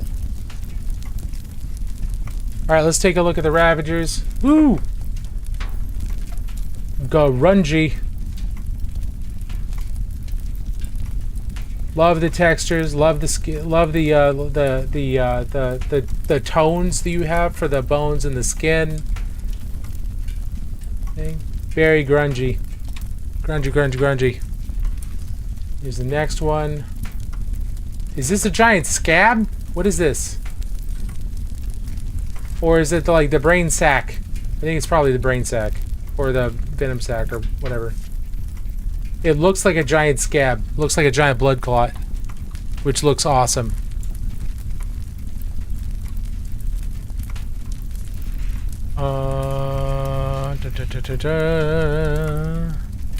You see two. It's like a big sack. Yeah, okay.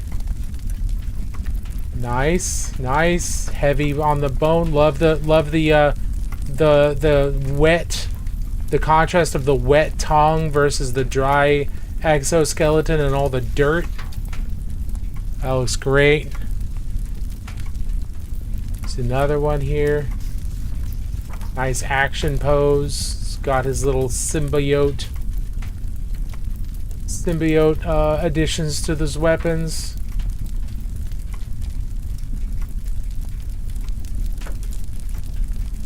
Now he's got antennas on this one, and he's bursting up out of the ground. That looks awesome. Yeah, Count Zacula, these look great. Here's the group shot. Very cool.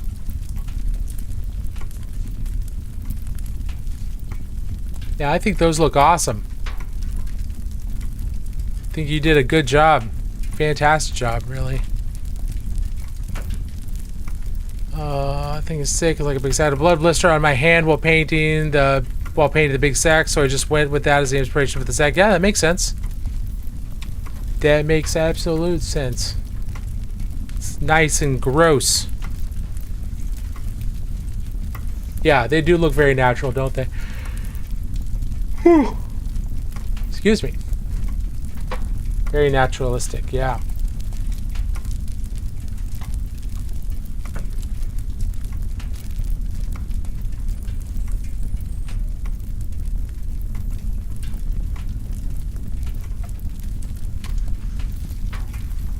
Yeah, thanks for showing those off. Thank you to both for showing those off. Don't feel like you shouldn't show off your stuff because it might not be to the same level as somebody else, because everybody's at a different point, and we want everyone to keep pushing themselves and get better and better. And the only way you're going to do that is by continuing to paint, even if it's not as good as somebody else's who's maybe been painting longer. Or if it's not as good as somebody else who hasn't been painting longer, but somehow they've just made better You know, they've improved faster. I've had multiple people here on Twitch and off of Twitch start painting and just absolutely eclipse me very quickly. And that's, I mean, it's really exciting to see. It can be frustrating at times, but overall it's just like, you know what, that's okay. You just have to be okay with it. And you're just really happy for them because you know how hard it is. You've been working hard. You know how hard it is to level up. And just seeing other people level up is awesome. Shit.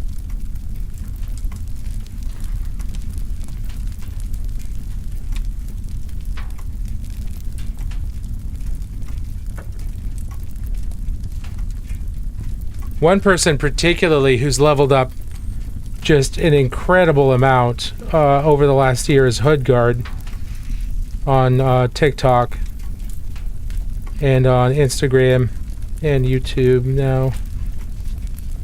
Bro has just absolutely blown things out of the water. He's done such an incredible job.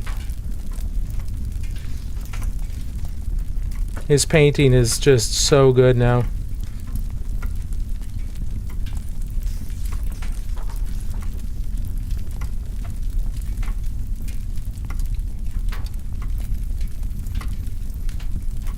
Yeah, that's not... Yeah, Bio has a decent starter set too.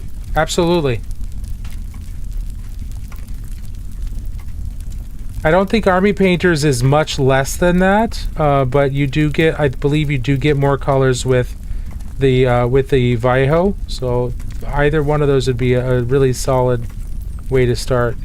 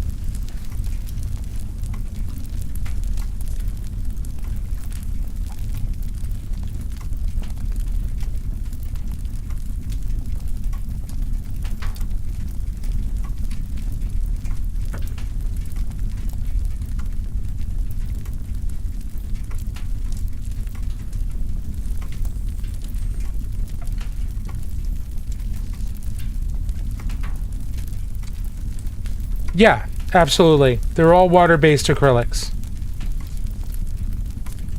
Nothing will explode. Just if you get like Tamiya or something like that, those are different acrylics. Those are alcohol-based acrylics. But all the most of the hobby-based ones are all water-based acrylics, so those will mix just fine.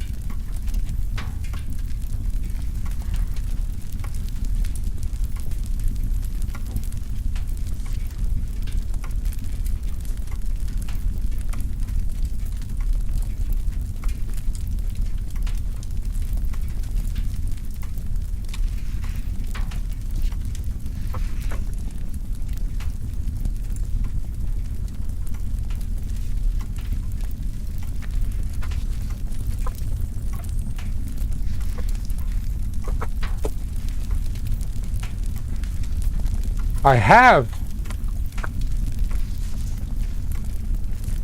In fact, I bought some last year. And they are solid paints.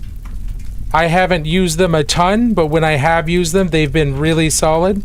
I do want to play around with some rust.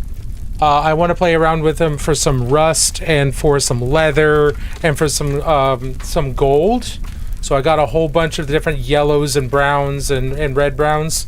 So I want to play around with those. I didn't have many problems with them drying weird. So maybe I'll discover that in the same way that you are. But yeah.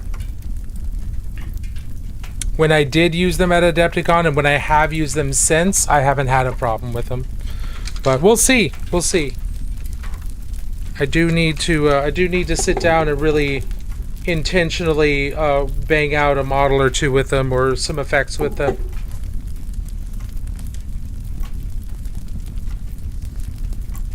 In fact, they're actually made just south of me down in a couple hours south of me here in Oregon. Dan's down there and his factory's down there. Yeah, it's a pretty small brand. They focus on they've got a small range of paints. They focus on sustainability. All their paints are biodegradable. Their ground stuff,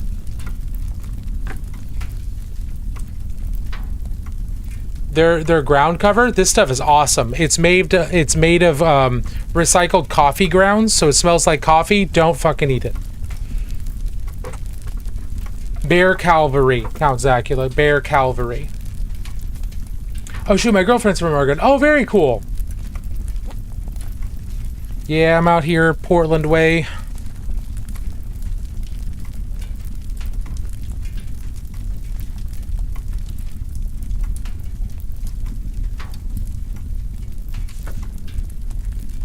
Yeah, like a ground, like a technical paint for the ground, like some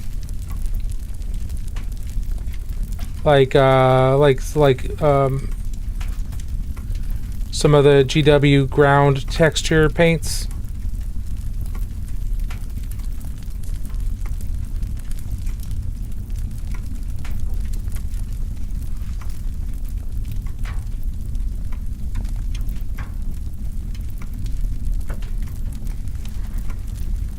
Pretty good stuff. Let's see.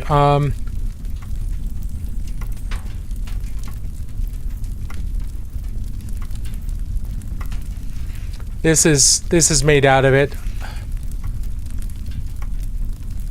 So the crystals, ignore the crystals, ignore the wreckage, but everything else, all that texture, that's their stuff.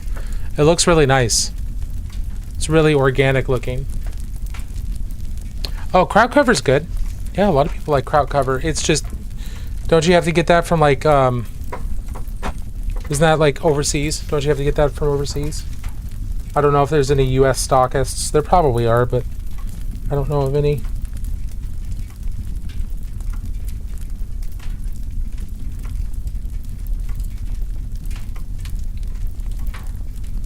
And I like this stuff because I always paint my ground cover. I never put down just raw ground cover or raw ground texture and just leave it the color it is. So all of the different companies that make like, winter ground cover and summer ground cover with their own mixes and their own paint colors, I never keep them the same colors. I always paint over. I prime over I put the ground cover down and I prime over and I paint it myself.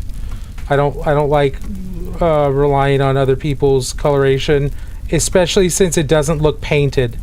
Once you put it down on the model, it just looks like, I don't know. I don't like the way it looks for me. It doesn't look painted. It looks like it was just raw ballast put down. And I think it just looks wrong. I don't like the way it looks for me.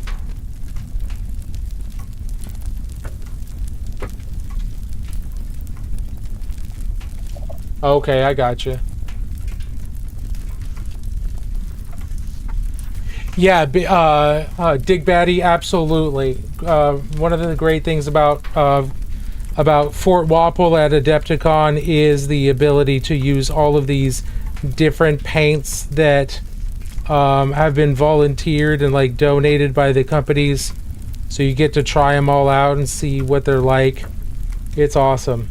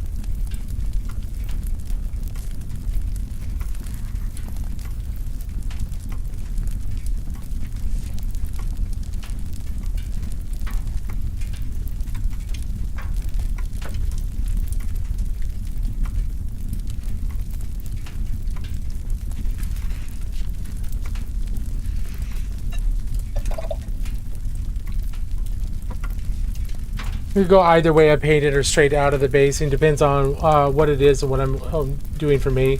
They're great. The only shop I found carries cargo animal. That's awesome. That's huge. Having a nice, reliable supplier is it's a big up.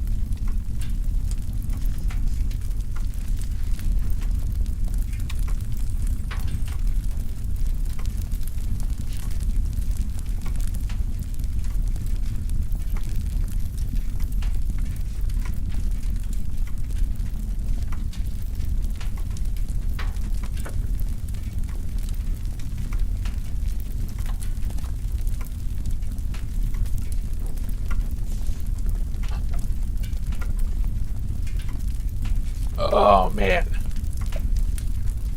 Thank y'all for sticking around. I appreciate it.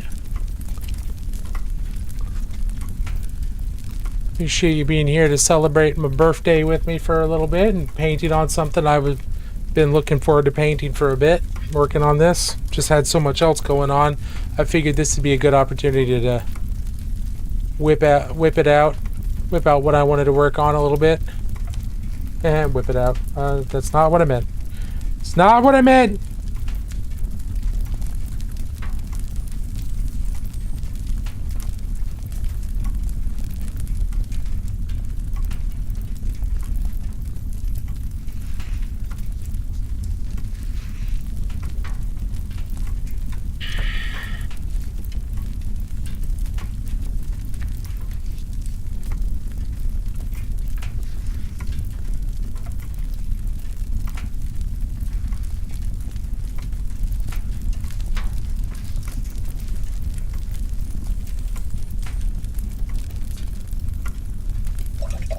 Phrasing, good sir. Yeah, I know. Yeah, you're right.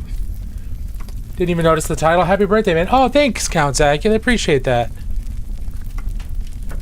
Yeah, tomorrow's the actual birthday. But I'm not streaming tomorrow, so I figured, hey, let's celebrate today. And I didn't want to make a big deal out of it. I don't make a big deal of my birthday anymore.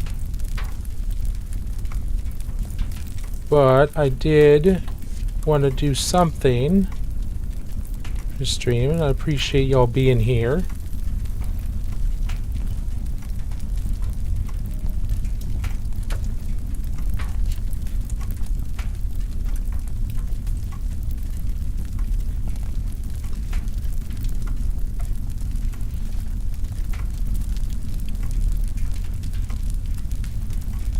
There's still a lot more to do. There's still just so much more refining that could be done here and there.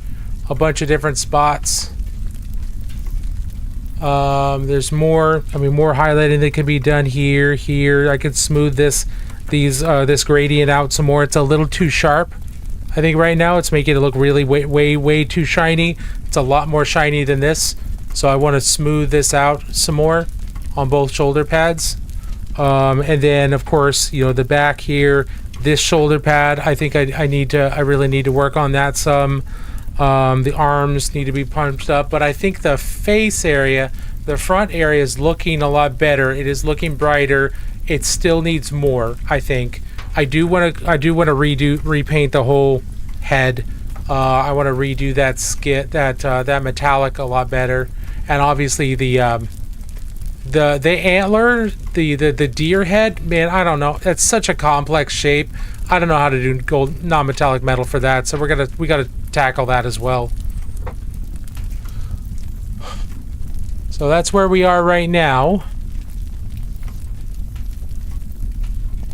The other thing I'm working on is this base for a Death Watch Marine.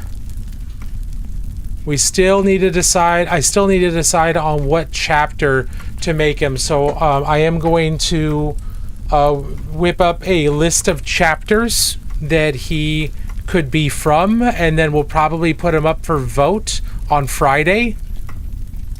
We'll probably put him up for vote on Friday so we can determine which chapter he's going to be, and then we'll be able to paint his shoulder pad for that chapter.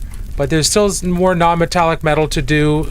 Got to do the gold on the shoulder, gold on the elbow. Got to do more of the silver and the steel on his arm and his fingers. And then, of course, the back here, we've got the binoculars and the blade to do, the pistol grip, and then, of course, the backpack. But looks so good. Thank you. I have a question. What would it take to get some Infinity models in your hands? Oh, I've had Infinity models in the past. I have painted a few of them. I don't have any anymore just because I'm not terribly interested in playing, and I was just trying to get stuff out of my... I had a whole bunch of O12. I had a whole bunch of O12. I like almost everything for O12. I was painting a little bit of it, but I wasn't painting it on stream. So I don't know. What do you want to? What would you want to see, Plastic Crack?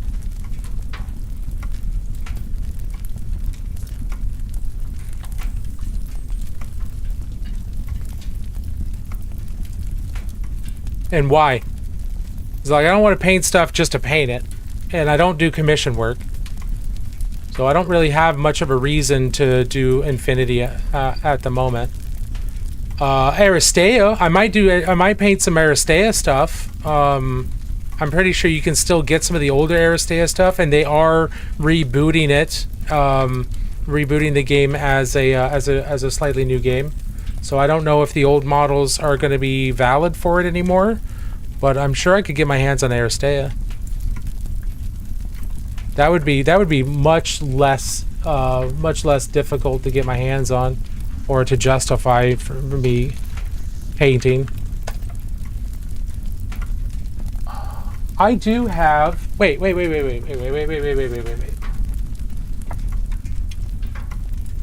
have a couple of limited edition models. Where'd she go?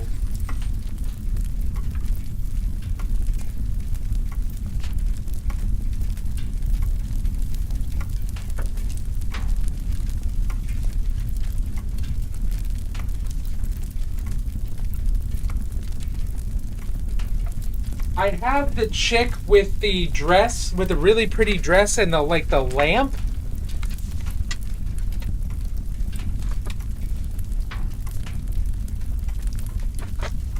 I know I have her. Can I find her quickly? I just don't know where I put her.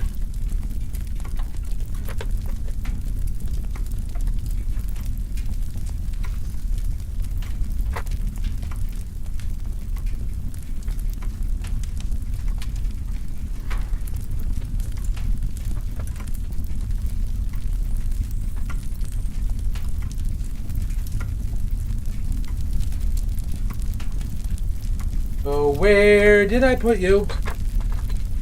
Oh, where did I put you? Oh, where, oh, where, oh, where, oh, where, oh, where, oh, where, oh, where did I put you? Name that song if you recognize it. Oh, where did I put you?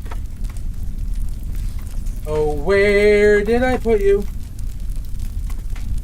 Oh, where, oh, where, oh, where, oh, where, oh, where, oh, where did I put you?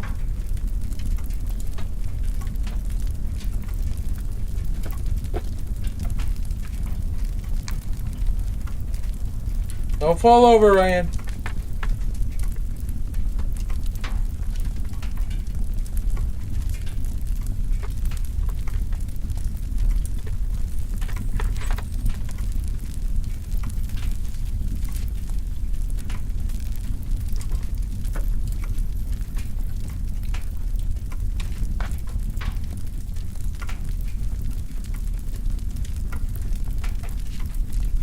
Man, I don't know where I put her. I know I have her. Maybe I put her out of my display case. Just as a place to hold her away from everything else so she wouldn't get broken.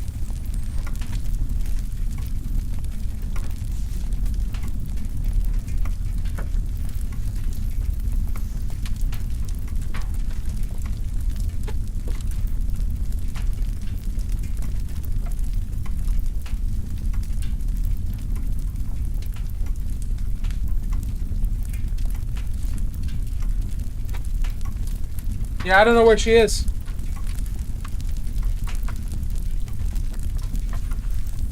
Oh, did ads go off? Fuck.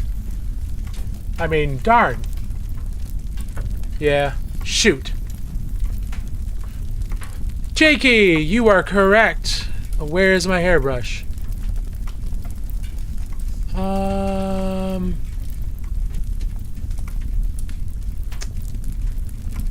I own a game shop, but I'm trying to build out a community here on TikTok for Infinity. Oh, very cool. I have access to Warhammer, but it's out of stock at the moment for my distributor. Yeah, that's understandable. Okay. I got you, plastic crack. Like I said, I have a couple of Infinity models that I could probably work in to painting at some point. I don't know when I'd be able to do it.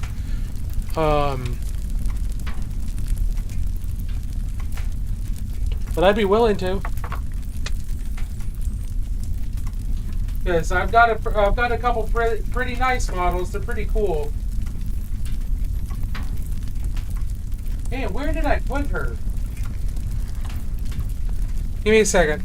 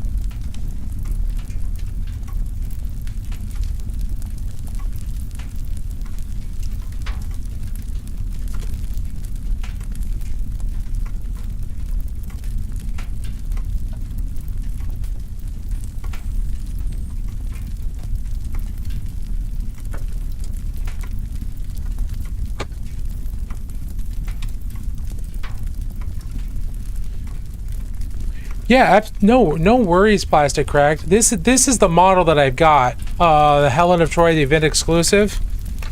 This is what I was thinking of, and I'm pretty sure. Oh yeah, here she is. I have another one that's an Asian model, where she's got, you know, this beautiful cybernetic or like cyber dress, and she's carrying a lantern. But this is another one that I've got. So this is Helen of Troy. She's purty. She's a purty model. I've also got I've got Warcrow minis too. That is Uber. Is it really? I bought her at Adepticon, I'm pretty sure. Is she really uber rare? Wow, that's crazy. I think I bought her at Adepticon. I either bought her at Adepticon or my game store had her, and I saw like, I think I could paint a really cool diorama with her. Now, is she uber rare because she's good in the game, or is she just uber rare because she's a hard model to find? Like, is her value in terms of the game, or is the game value not like right there? She's not like this uber monster unit, is she? Like, I wouldn't want to put her on a diorama or something. Okay, yeah, I wouldn't want to like put her on a diorama or something if that's going to take her away from somebody's army that might need her. Like, there are other models that are like her, but if she's not this like game breaking or you know, uber monster for the game, then I'd be fine with putting her on like a display plinth or a diorama for display.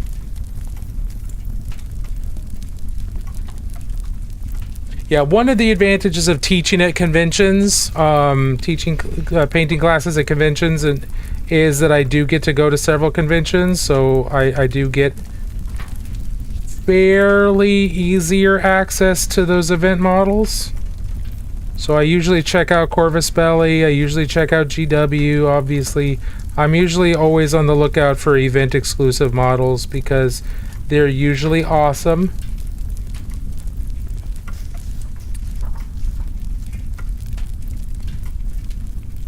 It is a side benefit to being able to travel to those and teach.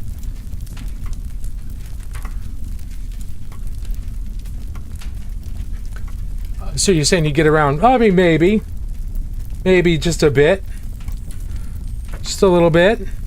I get around.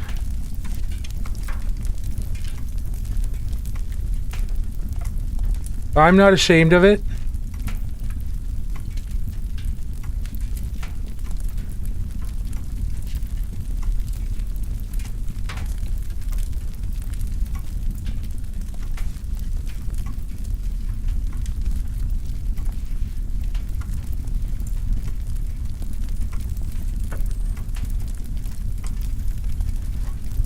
I was sponsored by, oh wow. Yeah, I think I probably just really lucked out that it was there, or wherever it was when I went. Oh, I didn't realize I was grabbing something uber rare, to be honest. I saw, ooh, event exclusive, and it looks cool. Awesome.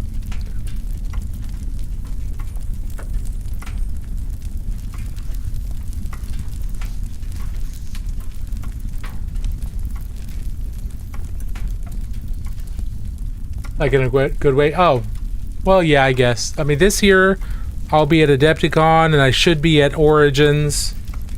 And I'm hoping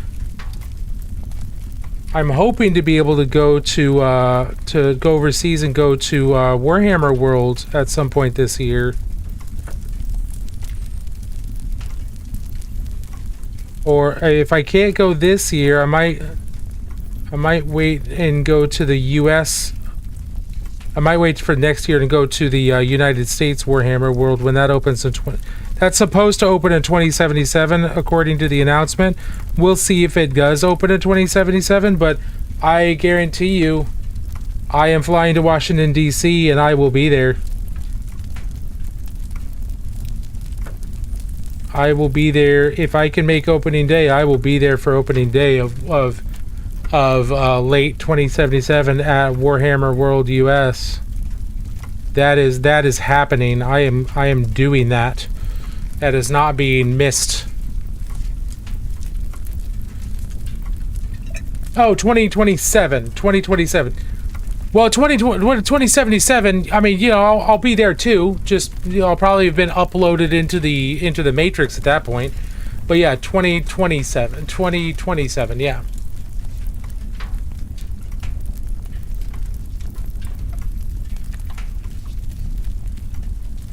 Thank you for calling that out. I didn't want to like clue everybody into my theoretical immortality just yet. That's got to come out over time. That's not something you can just spring on people like, "Oh, by the way, I'm not going to die." Huh? Wait, what? What am I saying? Did I say that out loud? Whoops. That's an epic paint job you're going there. Thank you. Yeah, this is what I submitted last year at Adepticon for Golden Demon, and I did get a pin, which I'm very, very happy about. But I also got some feedbacks from some of my painter buddies, and that's what we're trying to improve and improve the paint job. And then I'll be submitting this at Adepticon for Golden Demon again.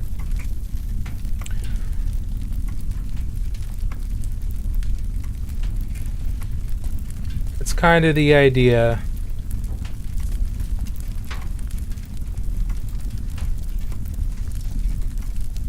And I do like the fact that Golden Demon introduced the notable pins.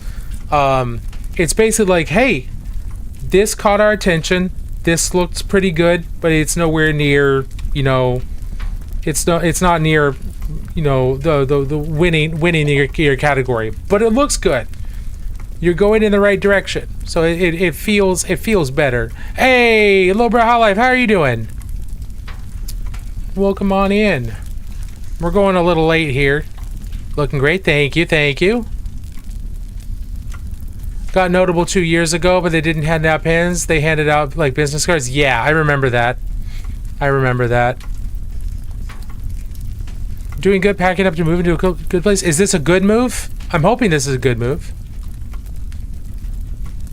Is this a positive move? Yes, wonderful. I'll be 105 in 2077, so I'll have a stack and be in a new sleeve. Yeah, exactly, Big Baddie. Exactly. We'll both be in new sleeves. My sleeve will be diabetic again, most likely, because I don't learn from my mistakes very well. I'm kidding.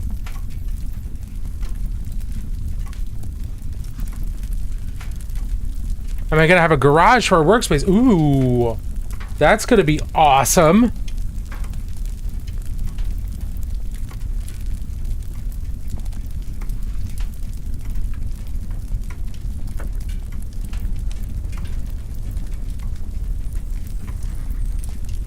Oh yeah, no, it feels awesome to get one. To like, hey, I'm going in the right direction. Man, when I saw that I got a notable on this guy last year, I was flipping out. I was so excited. I felt so good. It was just like, okay, I am going in the right direction. That is an incredible feeling.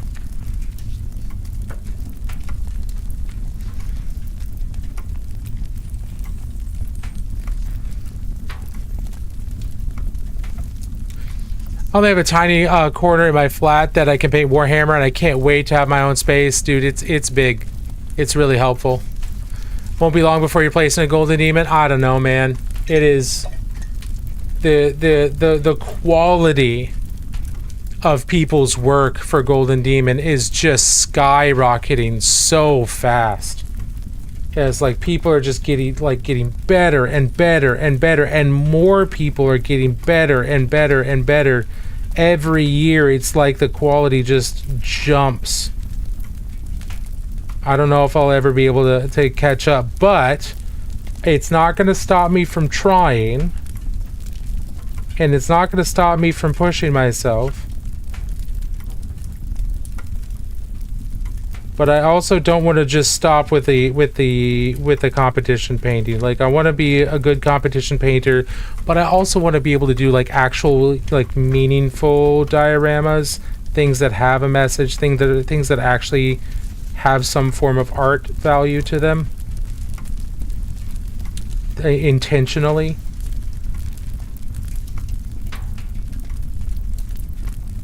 I just got to figure out what I want to do. Your painting is legendary, bro. Just found you pretty fresh to the hobby. Would love to get criticism. Sure, Stato. If you check out my profile there in my link tree, there is a link to my Discord. You are welcome to pop in there, and there are places to show off your works in progress, your completed projects, and then there's also a place that's specifically for asking for feedback and criticism. Because I personally, I don't give feedback unless I'm specifically asked for it.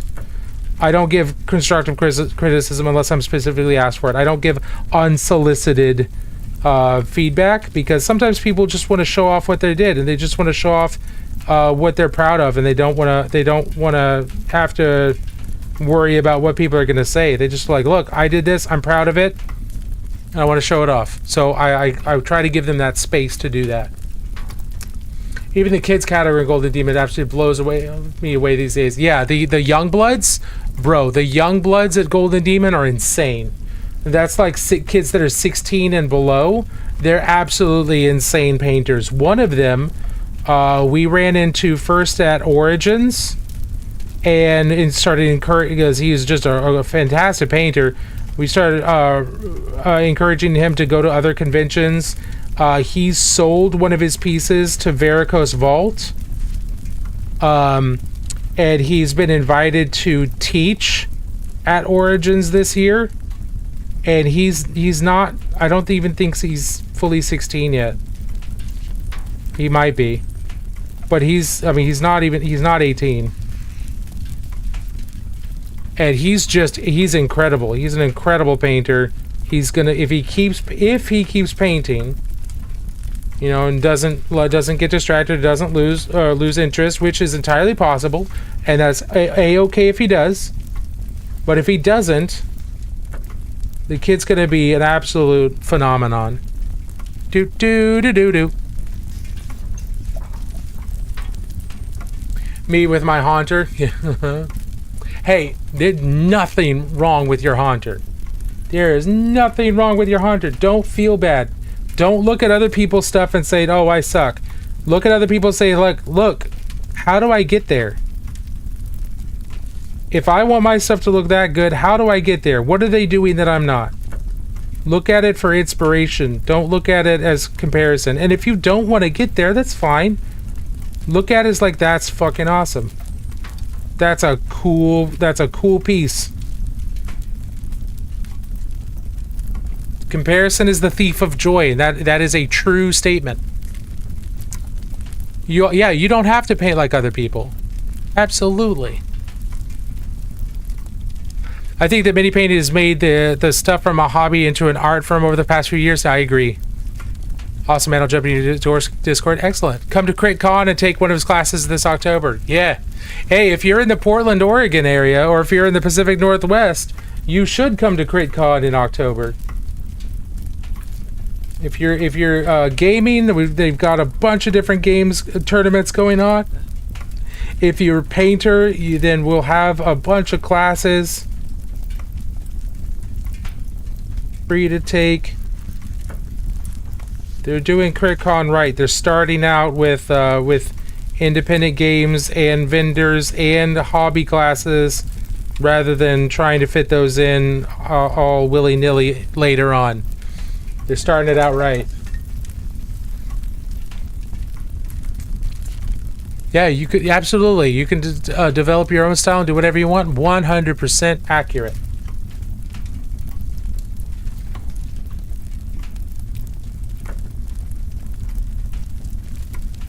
And the things that really stand out are usually things where people have done their own thing. They've they've iterated on what other people have done. They've taken what other people have done and they've altered it and they've improved it or they've changed it in an interesting way.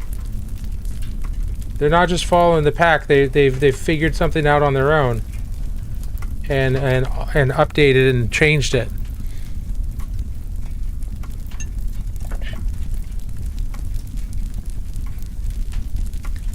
How do you mount your minis to custom bases like cork, just super glue, or do you pin? I pin. So this is okay. So this is a display plinth that I made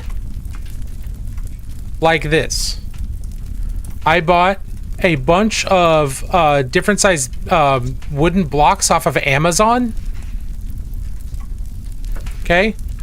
And then you can texture the top. You could put, you know, this I used actual slate rock, and I used putties and stuff to fill it in all the gaps, and then I obviously painted it.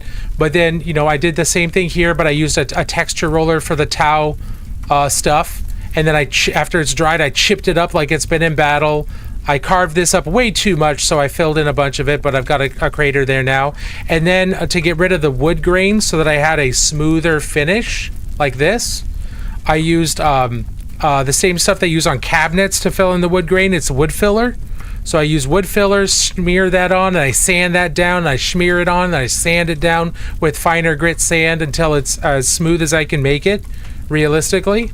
And then, you know, I'll prime it, and then I'll sand it, and then I'll prime it, and then I'll sand it, and then I'll prime it. And then I'll probably gloss coat it, and then I'll sand it, just to try and get it as smooth as humanly possible. And then, when I'm ready to put this model on it, because this is the model that's going to go on it, this Death Watch Marine, when he's done, he's going to go on it, and I'm going to use these pins, and I'm going to find where he's going to sit. I'm going to drill holes for those pins, and then I'm going to sink him down into the wood block. And these pins are already up into his feet, so he's going to have a nice solid footing there, and then I'll super glue it down.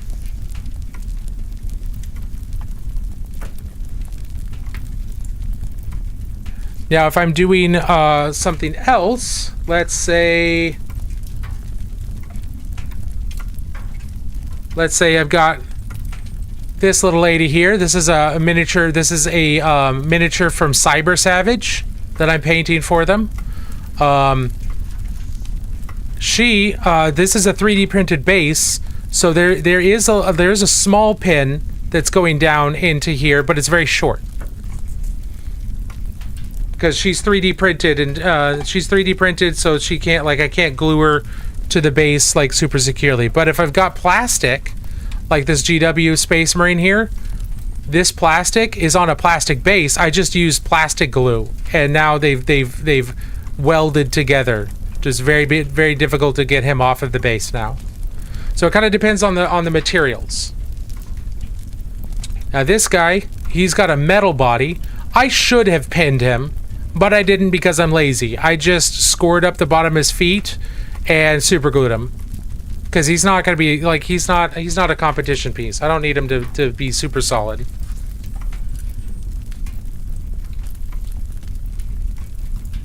Let's see. I saw someone say recently that mini painting is a solved hobby. That is not. No, it's fucking not.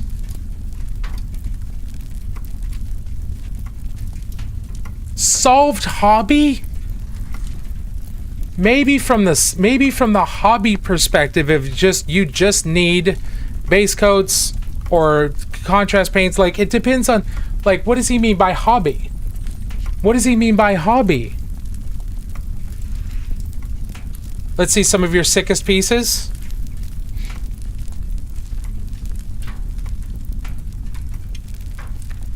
Okay, give me a second.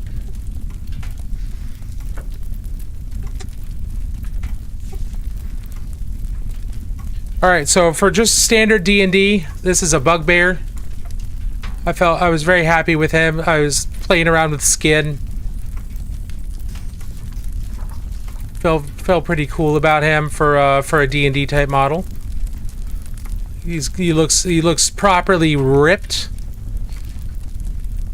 And then I painted Titus from Space Marine to Space Marine 2. His face could be better, but we painted him on stream.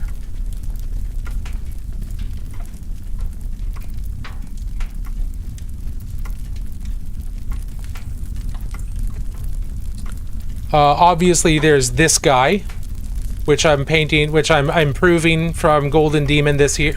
For Golden Demon this year, I submitted him last year for Golden Demon. He got a pen. I'm improving him, and I'm improving him again, and we're gonna submit him again with the improvements to his painting. So there's still a ways to go, but he's much more detailed and defined now.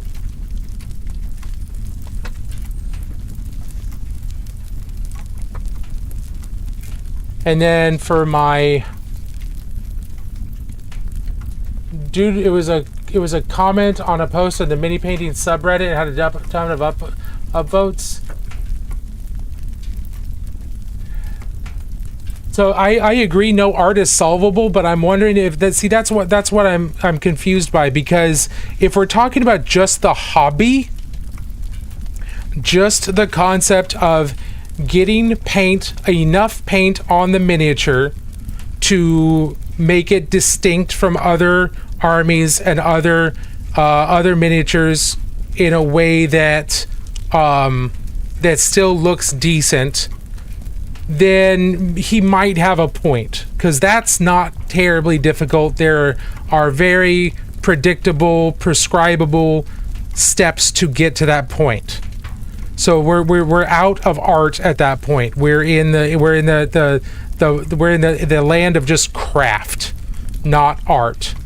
No additional expression, nothing like that. We're just talking just straight up craft. What's the minimum that it's going to require to get to a certain point? That could be argued to be solved. You could argue that is solved, and that's been solved for decades. But you're right. When we get into art, yeah, no, it's not solved anymore. This is the ogre hero from Cursed City.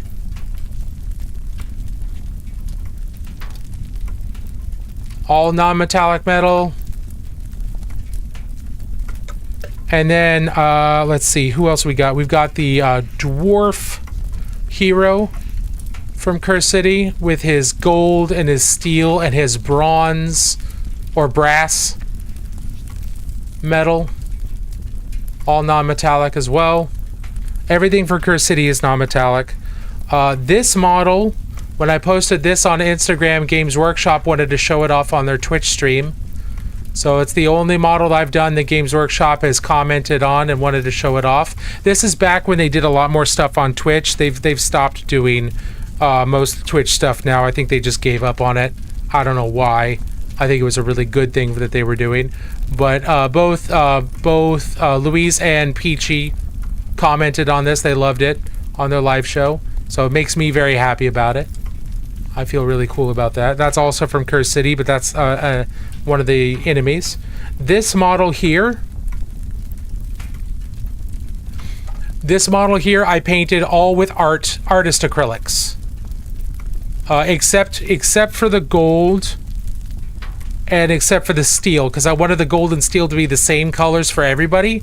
But everything else on this was all painted with mixing artist acrylics. Look at that booty. That bony little booty there. So this was with heavy body acrylics. So you can absolutely paint with artist acrylics. Absolutely. Did they leave Twitch before or after? I think it was about the same time. I'm not certain. Thank you, Philip. I appreciate that. Do you varnish your models? Yes. If they're going to be played with, they get 2 levels of varnish. They get a gloss varnish. So this is the Knight Hero from Cursed City. They get a gloss varnish first, and then after that I hit them with a matte varnish. because what that does is the gloss varnish is the most durable varnish. It lasts the longest and it does the most protection. And then the matte varnish prevents it from being super glossy and shiny. So the model just looks better, especially if you're doing non-metallic metal. If you're doing like true metallic metals, like metallic paints, then you might not want a matte varnish. You might want a satin varnish instead. But yeah, but if it's a display piece, I'll just matte varnish it sometimes, just to try and get the finish of the paint to all be the same. Then I'll matte varnish it. I won't gloss varnish it necessarily, because this isn't supposed to be touched, right? I shouldn't need that extra strong level of protection on this that could potentially hurt some of the sharpness of the details. And for a display model, I need those sharpness of the details to be preserved.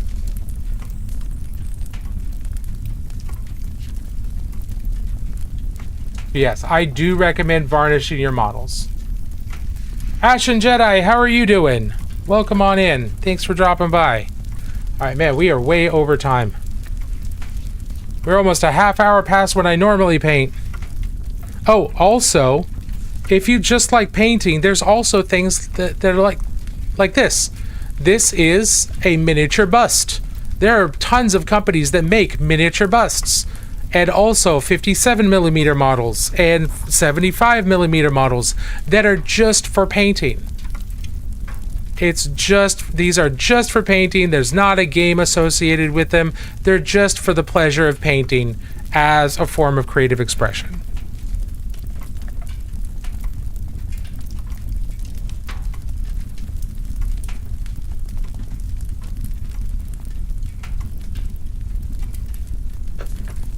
Yeah, Ogre, out of all of these, I think the Ogre is probably my favorite, followed by the dude with the shovel, Gorzlav, and then the Dwarf, and then the three minor vampires, which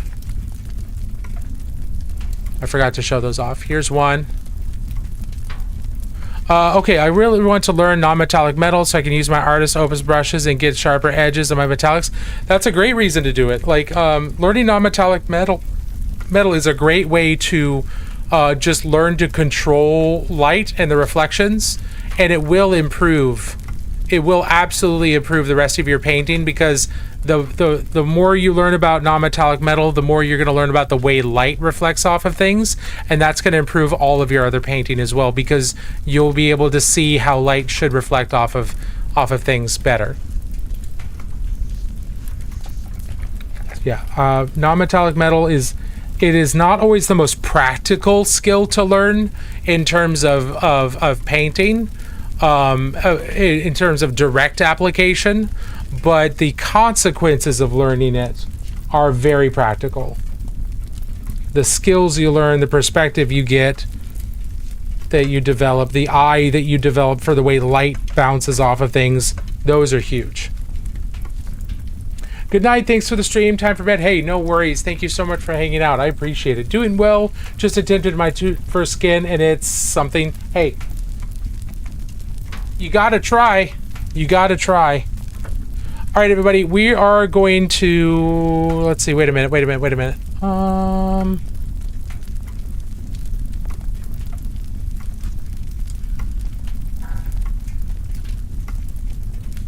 Okay, we are going to go ahead and end tonight. If there's anything you want feedback on, jump into the Discord, and there is a channel specifically for feedback. There's also channels for like general, there's channels for videos that you think are cool for painting, other resources, as well as places to show your works in progress and your completed projects. Anything that's posted in there between now and Friday, we're gonna go over on Friday. We're gonna take a look at what everybody's posted and just show off what you've been working on. Again, I don't give any kind of unsolicited feedback unless it is in the feedback screen, and then when I do that, you know, I make sure that you're okay with that. So we don't do unsolicited feedback. So if you just want to show off what you're working on, throw it in the Discord. We'll take a look at it on Friday in a lot more detail. But we're also going to continue working on different stuff. I'll probably work on this a little bit more. I'll probably work on this a little bit more. And there's one more Cyber Savage model we got to work on as well. So yeah, we got a lot of stuff to do. Thank you so much for being here tonight. I very much appreciate you all hanging out here on the day before my birthday. Thank you for being here. I really appreciate it. So we're gonna go ahead and oh, hey Marcus, how are you doing, man? Thank you for the dolphins. I appreciate that. We're gonna go ahead and end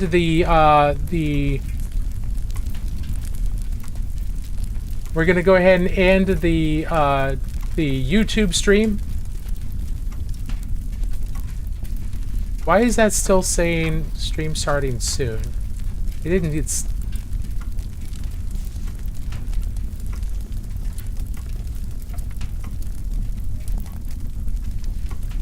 Huh? Okay, there it is. Okay. YouTube Live was being weird. All right, we're gonna go ahead and end there on YouTube. So we're done there. And TikTok, thank you for being here. I very much appreciate